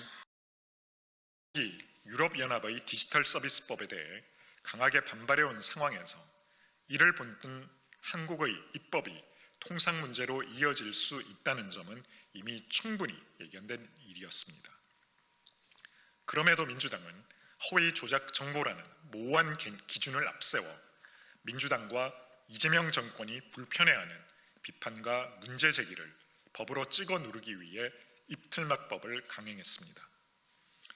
국내 정치 논리에 매몰된 졸속 입법 하나가 실체 없는 외교 성과를 부풀리며 국민을 호도해온 외교 천재 이재명이라는 프레임을 스스로 무너뜨리고 있는 꼴입니다. 가짜뉴스 근절이라는 명분은 사라지고 남은 것은 검열 논란과 통상 마찰 그리고 외교 신뢰도 하락뿐입니다. 이 법을 밀어붙일수록 그 피해는 고스란히 국민과 우리 경제가 떠안게 될 것입니다. 이재명 대통령과 민주당은 지금이라도 민주주의를 위태롭게 한 입법 폭주의 잘못된 결과를 바로잡아야 합니다. 동맹국의 심각한 우려를 한기로 흘리고 고집 부릴 일이 아닙니다. 만약 이를 무시한 채 원상복구하지 않고 강행할 경우 표현의 자유를 억누르고 국익까지 위태롭게 한 책임을 반드시 져야 할 것이며 국민들로부터 응당한 심판을 받게 된다는 점을 명심하기 바랍니다. 서해 공무원 피살 은폐 항소 망설이는 검찰, 국민과 역사는 두렵지 않습니까? 서해 공무원 피살 은폐 사건과 관련해 검찰이 항소를 고민 중이라고 합니다. 항소는 지극히 당연한 수순임에도 대장동 사건 항소 포기에서 나타났던 검찰의 정권 눈치 보기가 또다시 반복되고 있어 심히 우렵습니다. 서울중앙지검 수사팀은 항소 방침을 정했지만 박철우 서울중앙지검장이 최종 결정을 미루고 있는 것으로 전해지고 있습니다. 박 지검장은 대장동 항소 포기 당시에도 대검 반부패 부장으로 있으면서 항소 포기에 관여한 인물로 이번에도 수사팀의 판단과 달리 결정을 지연시키고 있는 만큼 법과 원칙이 아니라 정치적 고려가 작용하는 것 아니냐는 우려를 피하기 어렵습니다. 지금까지 밝혀진 사실만 보더라도 이번 사건은 문재인 정부 고위 공직자들이 정치적 이득을 위해 대한민국 공무원이 북한군에 의해 피살된 사건의 진상을 고의로 은폐한 반인륜적 범죄임이 분명합니다. 당시 국방부와 국정원 등에서 5천여 건의 문건 삭제가 벌어졌고 당시 문재인 청와대 비서관들조차 이게 덮을 일이냐 뒷감당을 어떻게 하려고 하느냐며 문제를 제기한 사실이 확인됐습니다. 해경청장은 수사팀의 반대에도 공무원의 잦은 월북으로 몰아갔고 그에 반하는 증거가 나오자 나는 안 본 것으로 하겠다는 말까지 했습니다. 그럼에도 1심 재판부는 증거 불충분을 이유로 무죄를 선고했습니다. 이런 판결에 대해 검찰이 항소를 통해 상급시 판단을 구하는 것은 3심제 사법체계에서 너무나도 당연한 절차입니다. 그런데도 이재명 대통령과 김민석 국무총리는 1심 판결 직후 이를 사실상 조작 기소라고 단정하며 항소 포기와 수사검사 감찰까지 거론했습니다. 이는 사실상의 수사 재판 개입이자 노골적인 압박입니다. 서해 공무원 피살 은폐 사건은 항소 포기로 덮을 수 있는 사건이 아닙니다. 우리 국민의 생명이 무참히 희생되었고 국민의 생명을 보호해야 할 국가가 적절한 조치는커녕 진실을 은폐한 희대의 사건입니다. 만약 이번에도 검찰이 정권의 보복이 두려워 항소를 포기한다면 검찰 스스로 존재 이유를 부정하는 것이며 그 순간 검찰은 역사 앞에 씻을 수 없는 오점을 남기게 될 것입니다.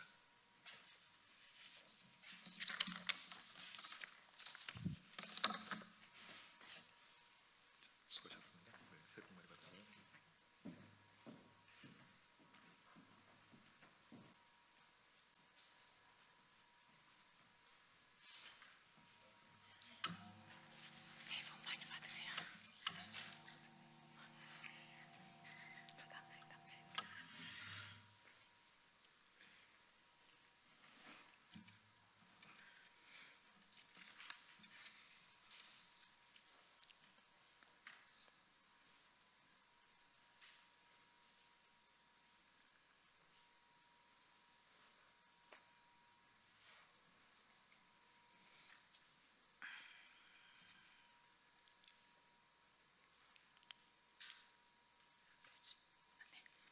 진보당 대변인 신미연입니다. 브리핑을 시작하겠습니다. 하나의 중국 원칙 존중은 대한민국의 국익과 동북아 평화를 위해서 필요합니다. 이재명 대통령이 1월 4일에서 5일 중국을 국빈 방문해 두 번째 한중 정상회담을 진행합니다.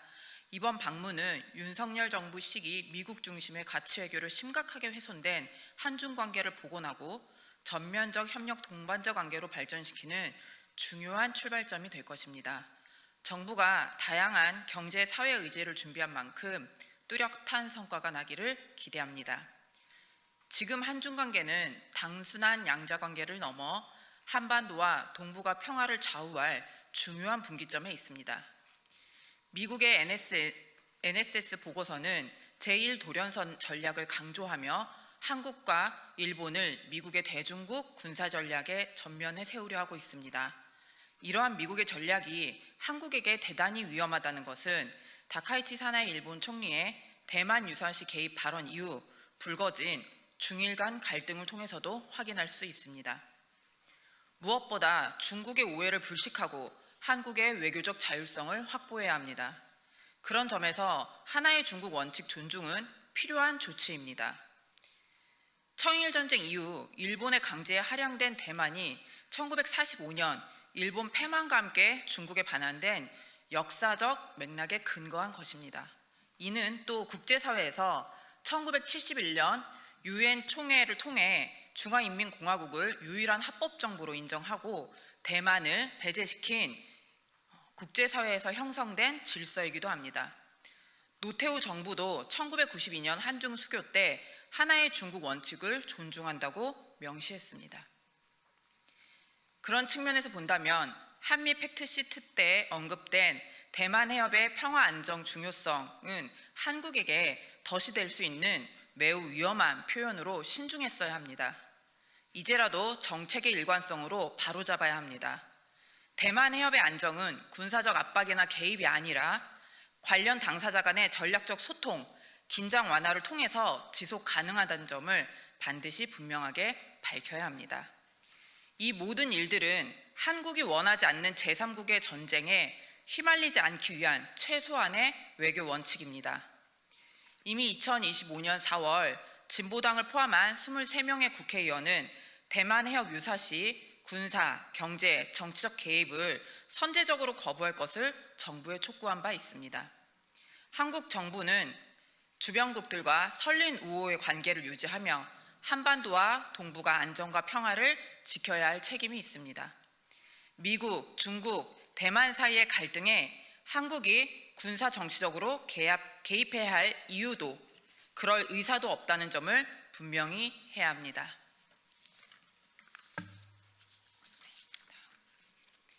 고정밀지도 온풀법, 정보통신망법 다 반대하는 미국, 통상 문제 아닌 내정 간섭입니다. 31일 미 국무부 대변인은 성명을 통해 한국이 디지털 서비스에 불필요한 장벽을 둬서는 안 된다며 이 법안에 대한 신중 검토를 촉구했습니다. 고정밀지도 반출을 강요한 것으로 시작으로 온라인 플랫폼법, 정보통신망법까지 반대한 것은 한국의 디지털 시장에 어떤 규제도 용납하지 않겠다는 압박이자 입법 주권에 대한 침해입니다. 물론 정보통신망법은 표현의 자유 훼손, 기업에 의한 사적 검열 확대, 물론 정보통신망법은 표현의 자유 훼손, 기업에 의한 사적 검열 확대, 자의적 기준에 의한 피해 등 중요 문제점을 가지고 있습니다.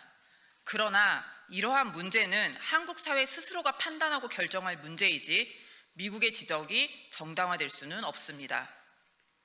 미국의 계속되는 법안 반대 목적은 구글, 메타, 애플 등 자국의 빅테크 기업 보호입니다.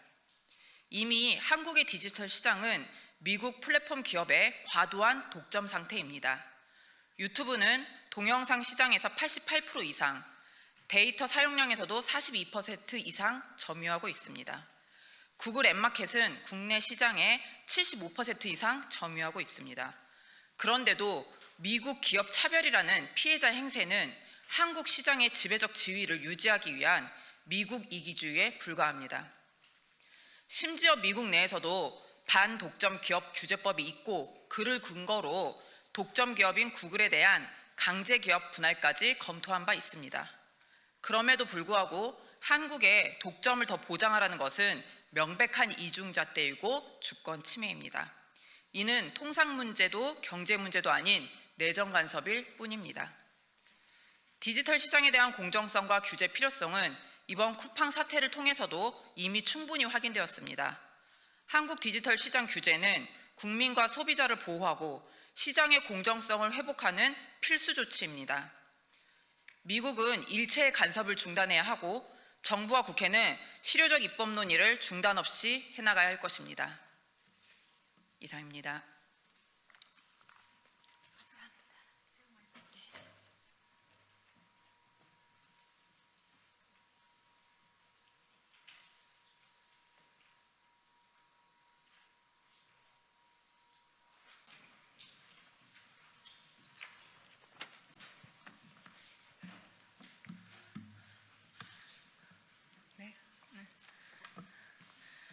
안녕하십니까. 더불어민주당 백혜련 국회의원입니다. 저는 오늘 이 자리에 이번 보궐선거 원내대표에 출마하기 선언을 하기 위해서 이 자리에 섰습니다. 정말 절박한 심정으로 당이 위기 상황입니다. 위기를 돌파하기 자리를 기꺼이 맡겠다는 생각을 했습니다. 절박한 심정으로 출마 선언문을 낭독하겠습니다.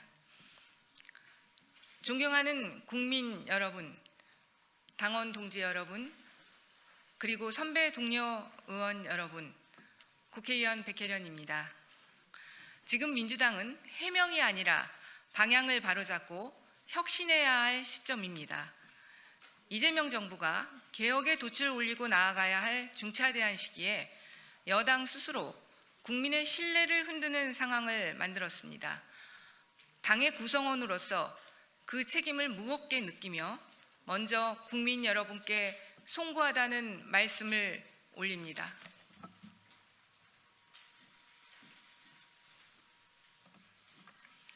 이럴 때 집권 여당이 보여야 할 모습은 변명이 아니라 책임이고 필요한 것은 말이 아니라 결과를 만들어내는 리더십입니다.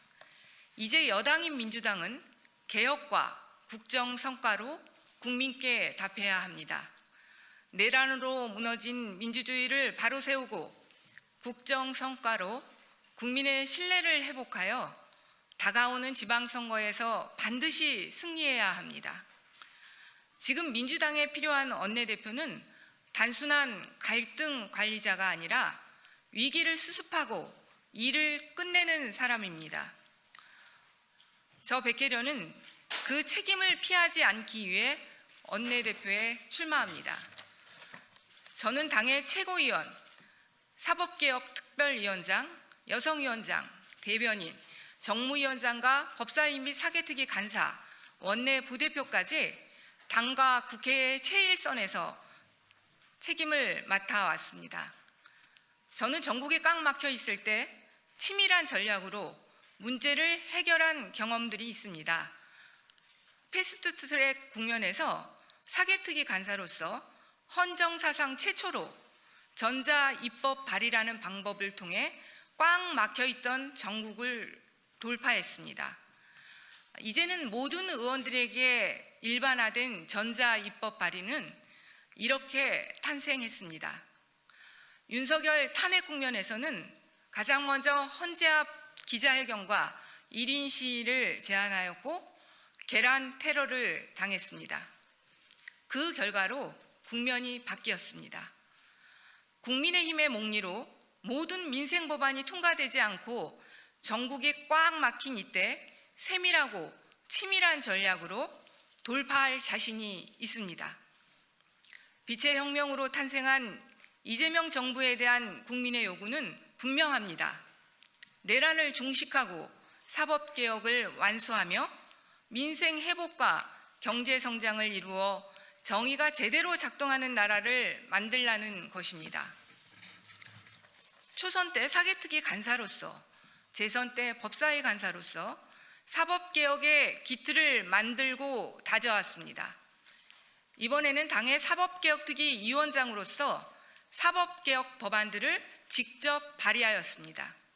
결자해지의 자세로 내란을 중식하고 사법개혁의 과제들을 최종적으로 완수하겠습니다. 당정청 간의 빈틈없는 소통으로 민생과 경제성장을 책임지는 여당이 되게 하겠습니다. 당정청 간의 원활한 소통을 넘어 성과를 만들어내는, 결과를 만들어내는 당정청 원팀이 되겠습니다. 당정청이 원팀이 되어 6.3 지방선거 승리의 견인차가 되겠습니다. 이제 민주당은 당내 갈등의 언어에서 벗어나야 합니다. 누구 편인가가 아니라 누가 책임지고 일을 해낼 수 있는지가 판단의 기준이 되어야 합니다. 저는 원칙과 유연성 그리고 균형 잡힌 판단으로 화합을 이끌겠습니다. 원칙을 훼손하는 타협은 하지 않겠습니다. 확실한 실력을 바탕으로 여당을 여당답게 만들겠습니다.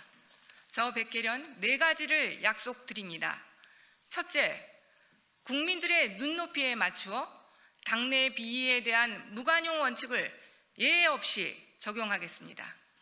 국민들이 이제 되었다고 할 때까지 철저하고 엄격하게 원칙을 적용하겠습니다.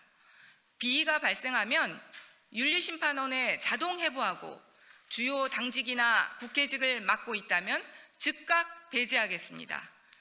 2016 지방선거 공천에서도 이 원칙이 바로 적용되도록 하겠습니다.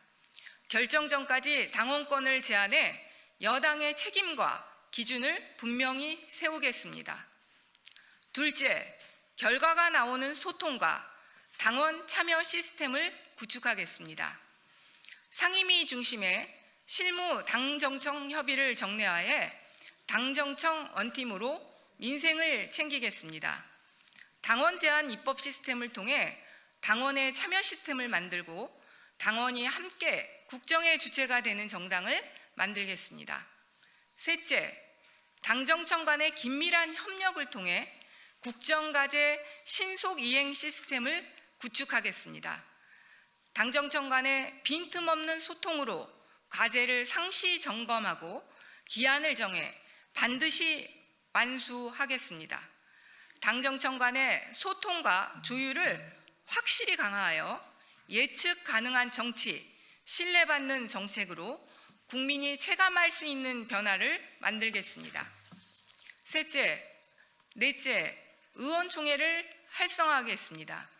정례적인 의원총회를 통하여 일방적 통보와 보고 형식의 의원총회가 아니라 실질적으로 의원들이 의견을 제시하고 토론할 수 있는 의원총회를 만들겠습니다. 원내 현안에 관해서는 의원들의 의견이 충분히 가감없이 반영되는 구조를 만들겠습니다. 존경하는 국민 여러분, 사랑하는 당원 동지 여러분, 저는 화려한 말로 신뢰를 얻지 않겠습니다. 100마디 말보다 실천으로, 구호보다 실력으로 평가받겠습니다. 앞으로 만들어갈 성과로 내란 종식과 사법개혁을 완수하고 민생을 바로 세워 여당을 여당답게 만들겠습니다. 정쟁에는 단호하게 대응하고 당정청 간의 긴밀한 소통으로 국정과제는 신속하게 추진하겠습니다. 명확한 방향성을 갖고 신뢰받는 여당, 실력 있는 여당을 만들겠습니다. 당정청 간의 빈틈없는 소통과 조율, 내란 종식과 사법개혁의 완성, 민생 회복과 경제 성장, 지방선거 승리, 그리고 이재명 정부의 성공, 100마디 말보다 백혜련, 결과로 말씀드리겠습니다. 감사합니다.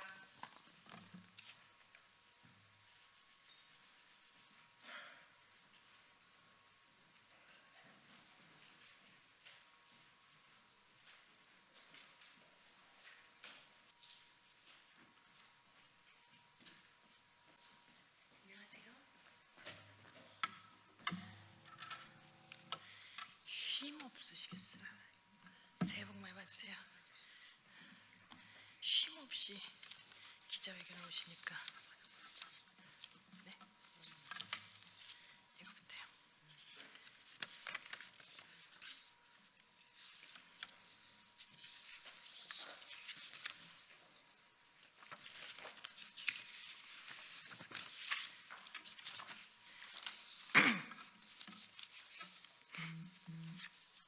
국회의원 서영교입니다. 안녕하세요. 2026년 새해가 밝았습니다. 여러분, 새해 첫날 뭐 하셨어요? 예, 저희는 해맞이, 지역 주민과 함께 해맞이를 했습니다. 유난히 날이 좋아 태양에 떠오르는 모습을 잘 볼 수 있었습니다. 그 해맞이에 태양을 품에 안고 이제 2026년은 진짜 대한민국 계엄을 물리치고 내란 잔재를 완전히 뿌리 뽑고 진짜 대한민국 경제는 도약하고 정의는 강물처럼 흐르고 그리고 아이들부터 어른부터 아이들까지 행복한 그리고 세계로 도약하는 그런 대한민국이 되길 간절히 기도했습니다. 국회의원 서영교는 서울시장 선거 승리를 위해 매진하겠습니다. 명태균 여론조사 비용 대납으로 시작된 오세훈의 당선, 명태균 무상 여론조사로 시작된 윤석열과 아주 닮은 꼴입니다. 그래서 오세훈 시장을 아웃시키고 서울시장 선거 승리를 가져오는데 매진하겠습니다. 오세훈의 서울시가 아닌 서울 시민을 위한 서울시를 만들어 내겠습니다. 일 잘하는 국회의원 서영교, 윤석열 내란 잔재 완전히 뿌리 뽑는 길은 오세훈을 서영교로 교체하는 길입니다. 많은 분들의 원내대표 보궐 출마 요청이 있었습니다. 이재명 정부의 진정한 성공을 위해 서울시장을 교체하는 것도 아주 중요한 일이라 판단했습니다. 지금도 많은 분들이 원내대표 보궐선거 출마 요청을 하고 있는 상태이고 많은 분들의 요청이 있는데 저는 서울시장 출마를 언론을 통해서 그리고 여러 과정을 통해서 밝혀왔고 활동해 왔습니다. 그래서 서울시장 선거 승리에 매진하도록 하겠습니다.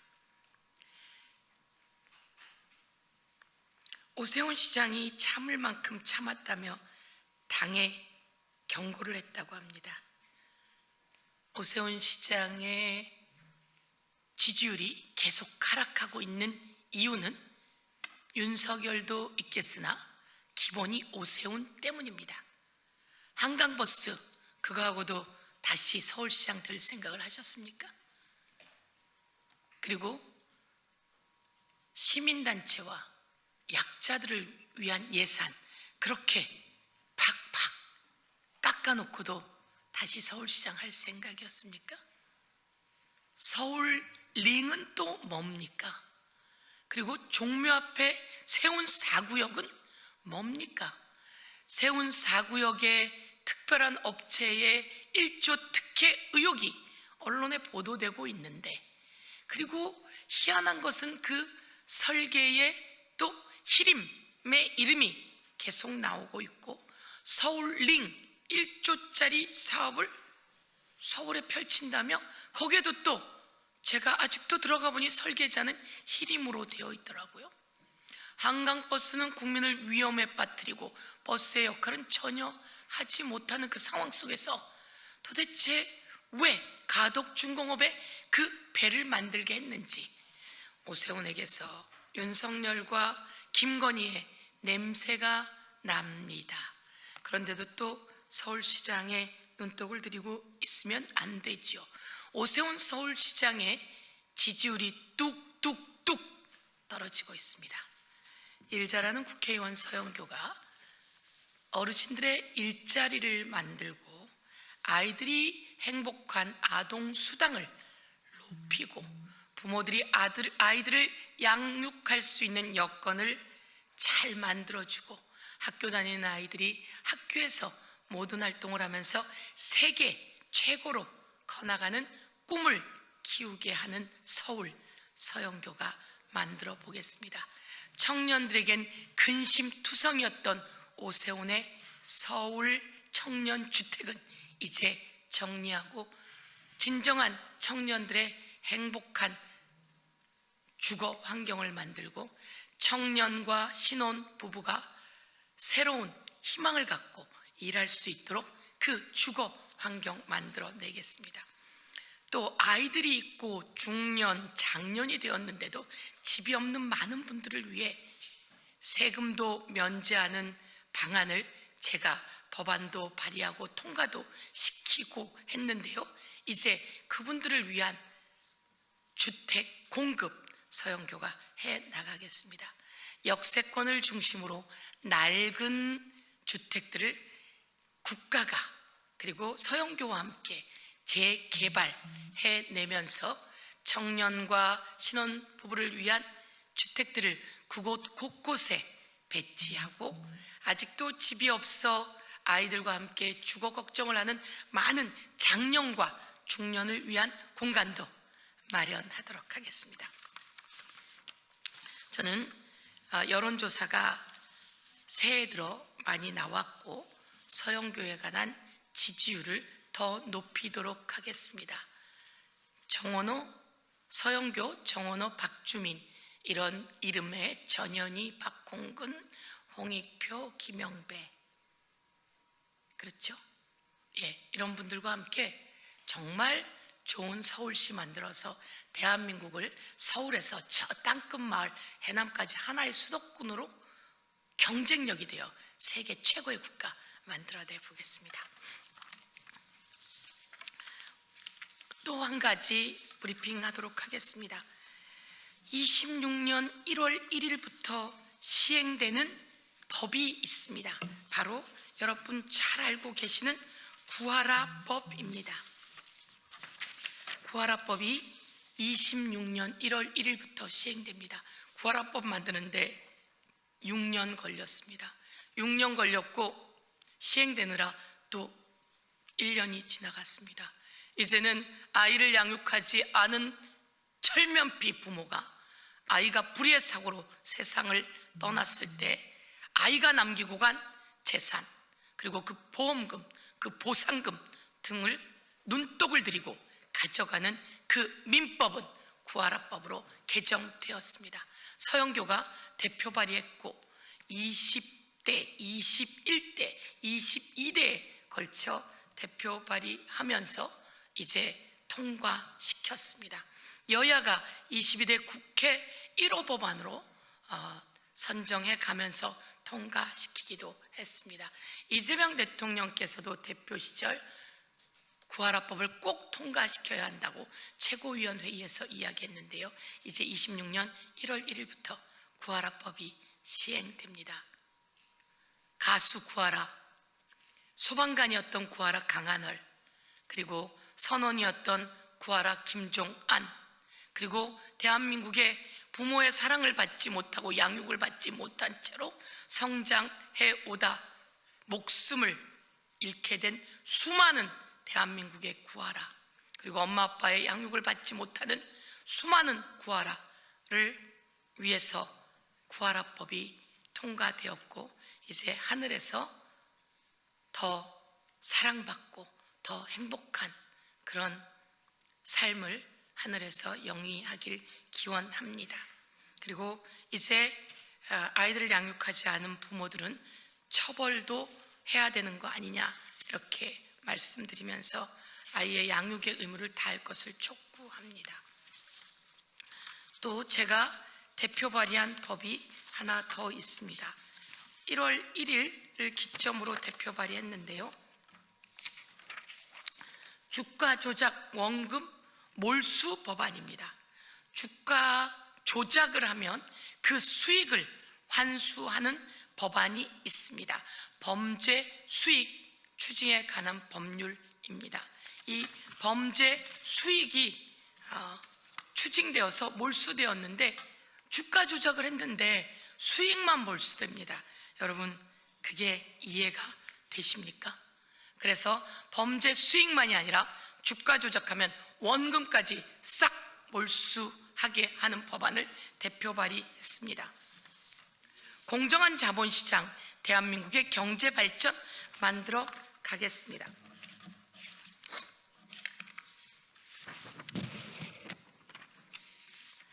김건희 주가 조작 등을 보면서 우리가 이 법안의 필요성을 이야기했고, 이재명 대통령이 시장 불신에 한국 기업 여전히 저평가받고 있다, 주가 조작하면 패가망신해야 한다라고 하는 말씀도 하셨고요. 이와 함께 저희가 법안을 대표 발의했습니다. 이 법안을 2026년 상반기에 꼭 통과시켜내겠습니다. 존경하는 국민 여러분, 새해가 밝았습니다. 코스피가 오전 개장 직후 4,238.63까지 올라 장중 사상 최고치를 기록했습니다. 2026년 이재명 대통령이 되고 코스피가 오전 개장 직후 4,238.63까지 올라 장중 사상 최고치를 기록했습니다. 저는 대한민국의 주식시장, 자본시장에서 공정한 질서를 바로잡기 위해 주가 조작 원금 몰수법, 범죄 수익 은닉 규제법 일부 개정 법률안을 대표 발의했습니다. 핵심은 주가 조작 등 시세 조종 범죄에 대한 이익뿐만 아니라 투입된 원금까지 범죄 수익으로 규정하여 몰수, 추징할 수 있도록 하고, 관련 자금을 고의로 은닉하는 경우에는 범죄 수익 은닉죄로 처벌할 수 있도록 했습니다. 최근 김건희 특검은 수사 결과 발표를 통해 김건희 씨가 약 8억 1천만 원 상당의 부당이득을 취했고, 삼부토건, 웰바이오텍 주가 조작에도 관여했다고 밝혔습니다. 많은 국민께서 주가 조작으로 수십억을 벌어도 걸리면 이 일부만 내놓고 원금은 가져간다, 그러니 또다시 같은 범죄가 반복된다, 모두 몰수해야 한다라고 이야기하셨고, 이재명 대통령께서도 주가 조작하면 패가망신한다는 것을 확실히 보여주어야 한다. 지금은 주가 조작으로 얻은 이익만 몰수하지만 앞으로는 투입된 원금까지 전액 몰수해야 한다라고 2025년 9월 11일 청와대 영빈관에서 열린 취임 100일 기자회견에서 발표했습니다. 이와 맥락을 같이 해 국회의원 서영교가 주가 조작 원금까지 몰수하는 법안, 범죄 수익 은닉 규제법 개정안을 대표 발의했습니다. 더 이상 범죄 수익뿐만 아니라 원금까지 몰수하는 처벌이 될 수 있도록 하겠습니다. 이상으로 저의 기자회견을 마치고, 제가 서울특별위원회 서울시당 위원장을 맡고 있습니다. 많은 분들에게 여쭤보았습니다. 그랬더니 아이 낳고 기르기 좋은 서울시 만들어주세요, 아이들이 조금 더 살기 좋은 서울시 만들어주세요 라고 하셨습니다. 꼭 그렇게 해내겠습니다. 저는 아이들의 아동수당을 18세까지 연장하는 법안을 대표 발의했습니다. 서울시의 예산이 52조입니다. 그 52조에 이자 붙여서 아이들과 학생들과 어른들과 그리고 어르신들께 모두 이자 붙여 돌려드리겠습니다. 또 이런 이야기 하셨습니다. 일자리가 늘어나면 좋겠습니다. 65세에서 70세 어르신 일자리가 더 많아졌으면 좋겠습니다 라고도 하셨습니다. 어르신 일자리 꼭 더 많이 확충하겠습니다. 제가 있는 중랑구에서도 어르신 일자리를 많이 확충해서 그 어르신들께서 돌봄을 해주시고, 지역에 청소도 해주시고, 지역의 아이들 학교 등교도 도와주시고, 여러 가지 일을 해주고 계십니다. 일자리는 많아지고 사람들은 살기 좋은 환경을 만들고 있습니다. 제가 어르신들의 일자리 꼭 더 만들어 내겠습니다. 자부심 느끼는 서울, 세계적인 랜드마크 서울 만들어 주시고 시민의식이 어느 곳이나 깨끗하고 매너 있는 도시, 아시아 최고 AI 도시 만들어 달라고 하셨습니다. 꼭 그렇게 하겠습니다. 국민의 세금 서울시 52조에 이자 붙여 돌려드리겠습니다. 청년주택 못지않게 중장년층에게 주거 관심이 필요하다 하셨습니다. 맞습니다. 청년과 신혼부부를 위한 주택 꼭 재개발하는 곳곳마다 표시나지 않게 넣어서 제공하도록 하겠습니다. 그리고 중장년을 위한 주거 환경 세금을 면제해주고 생애 최초의 주거 확보라면 세금을 면제하고 그리고 그들을 위한 주거 공급 제가 재개발하는 곳곳마다 만들어서 특별하게 공급할 수 있도록 하겠습니다. 세계적인 도시로 우리 전통 문화와 스마트 팩토링 첨단 도시로 세계 중심 도시로 출퇴근이 덜 힘든 도시로 그리고 세계적인 금융도시 서울로 만들어달라 이렇게 하셨습니다. 꼭 그렇게 하겠습니다. 오세훈 시장의 무능하고 무모하고 무지한 서울시 행정 이제 끝내야 합니다. 한강 버스만 봐도 오세훈 시장은 그만둬야 합니다. 탄생부터 잘못된 오세훈 시장 이제 재판 받는 일에 집중하시고 서울시는 서영교가 책임지겠습니다. 예, 이상으로 기자회견을 마치겠습니다. 감사합니다. 수고하셨습니다.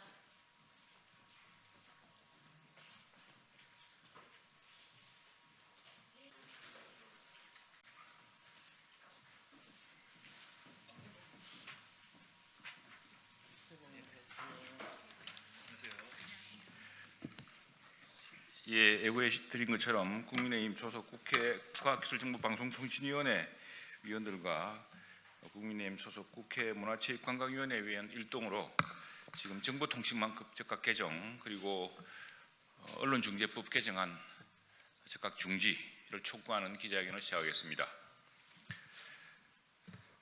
예, 온라인 입틀막 다시 하겠습니다. 온라인 입틀막 정보통신망법 개정 다시 하겠습니다.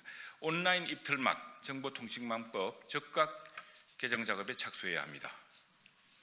4년 전 유엔 인권보고관이 국회 표결을 중단하라는 사안을 보내고 바로 보냈던 그 똑같은 사안의 언론중재법 개정안도 더불어민주당은 즉각 중단해야 합니다. 미국 국무부의 비판 저희가 수차례 경고한 그대로입니다. 오늘 언론 지면 뉴스에 정보통신망법에 대한 우려가 가득합니다. 곧 유엔 인권 특별보고관 등으로부터 4년 전과 똑같은 경고가 나올 것입니다. 4년 전에는 국회의장에게 표결 중단을 호소했고 유엔 총회를 앞두고 있던 문재인 대통령이 정무수석을 민주당에 보내 표결을 중단시켰습니다. 이번에는 정보통신망법을 12월 들어 정광석화처럼 해치우는 바람에 크리스마스 휴가에 들어간 국제기구들이 여기에 대응할 틈이 없었던 것입니다. 국제 여론을 따질 것도 없습니다. 우리나라 시민사회, 진보적 시민단체, 언론노조가 모두 걱정하던 일이었습니다. 또 미국에서만도 미국 워싱턴 포스트가 이례적인 특별 사설을 내고 중단을 촉구했던 일입니다. 이를 무시하고 정부 여당 스스로가 자초한 일입니다.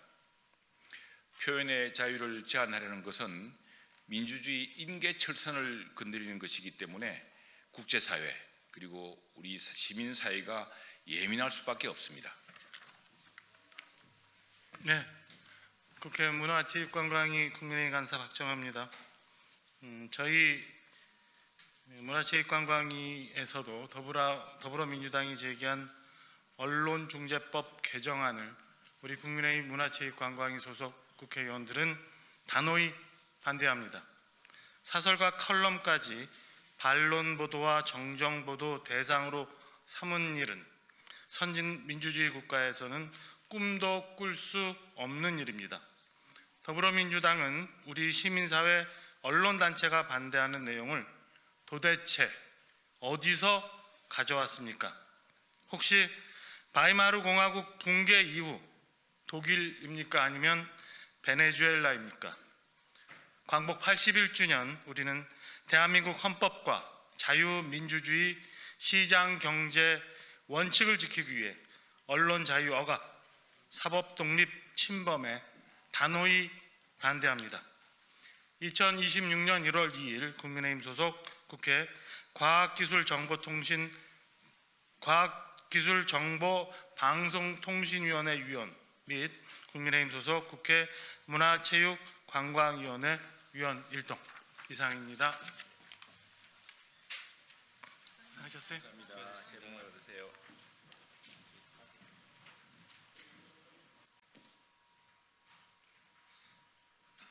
새해 복 많이 받으십시오.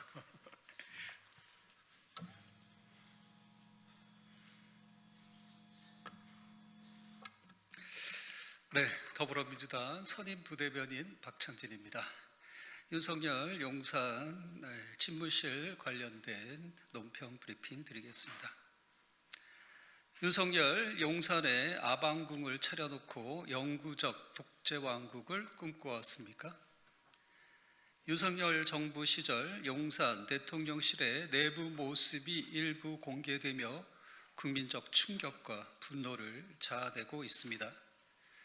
대통령 집무실 가장 안쪽에 편백나무, 사우나와 TV, 샤워실, 대형 침대가 놓인 침실, 별도의 응접실까지 갖춘 공간이 존재했다는 사실은 실로 경악스럽습니다.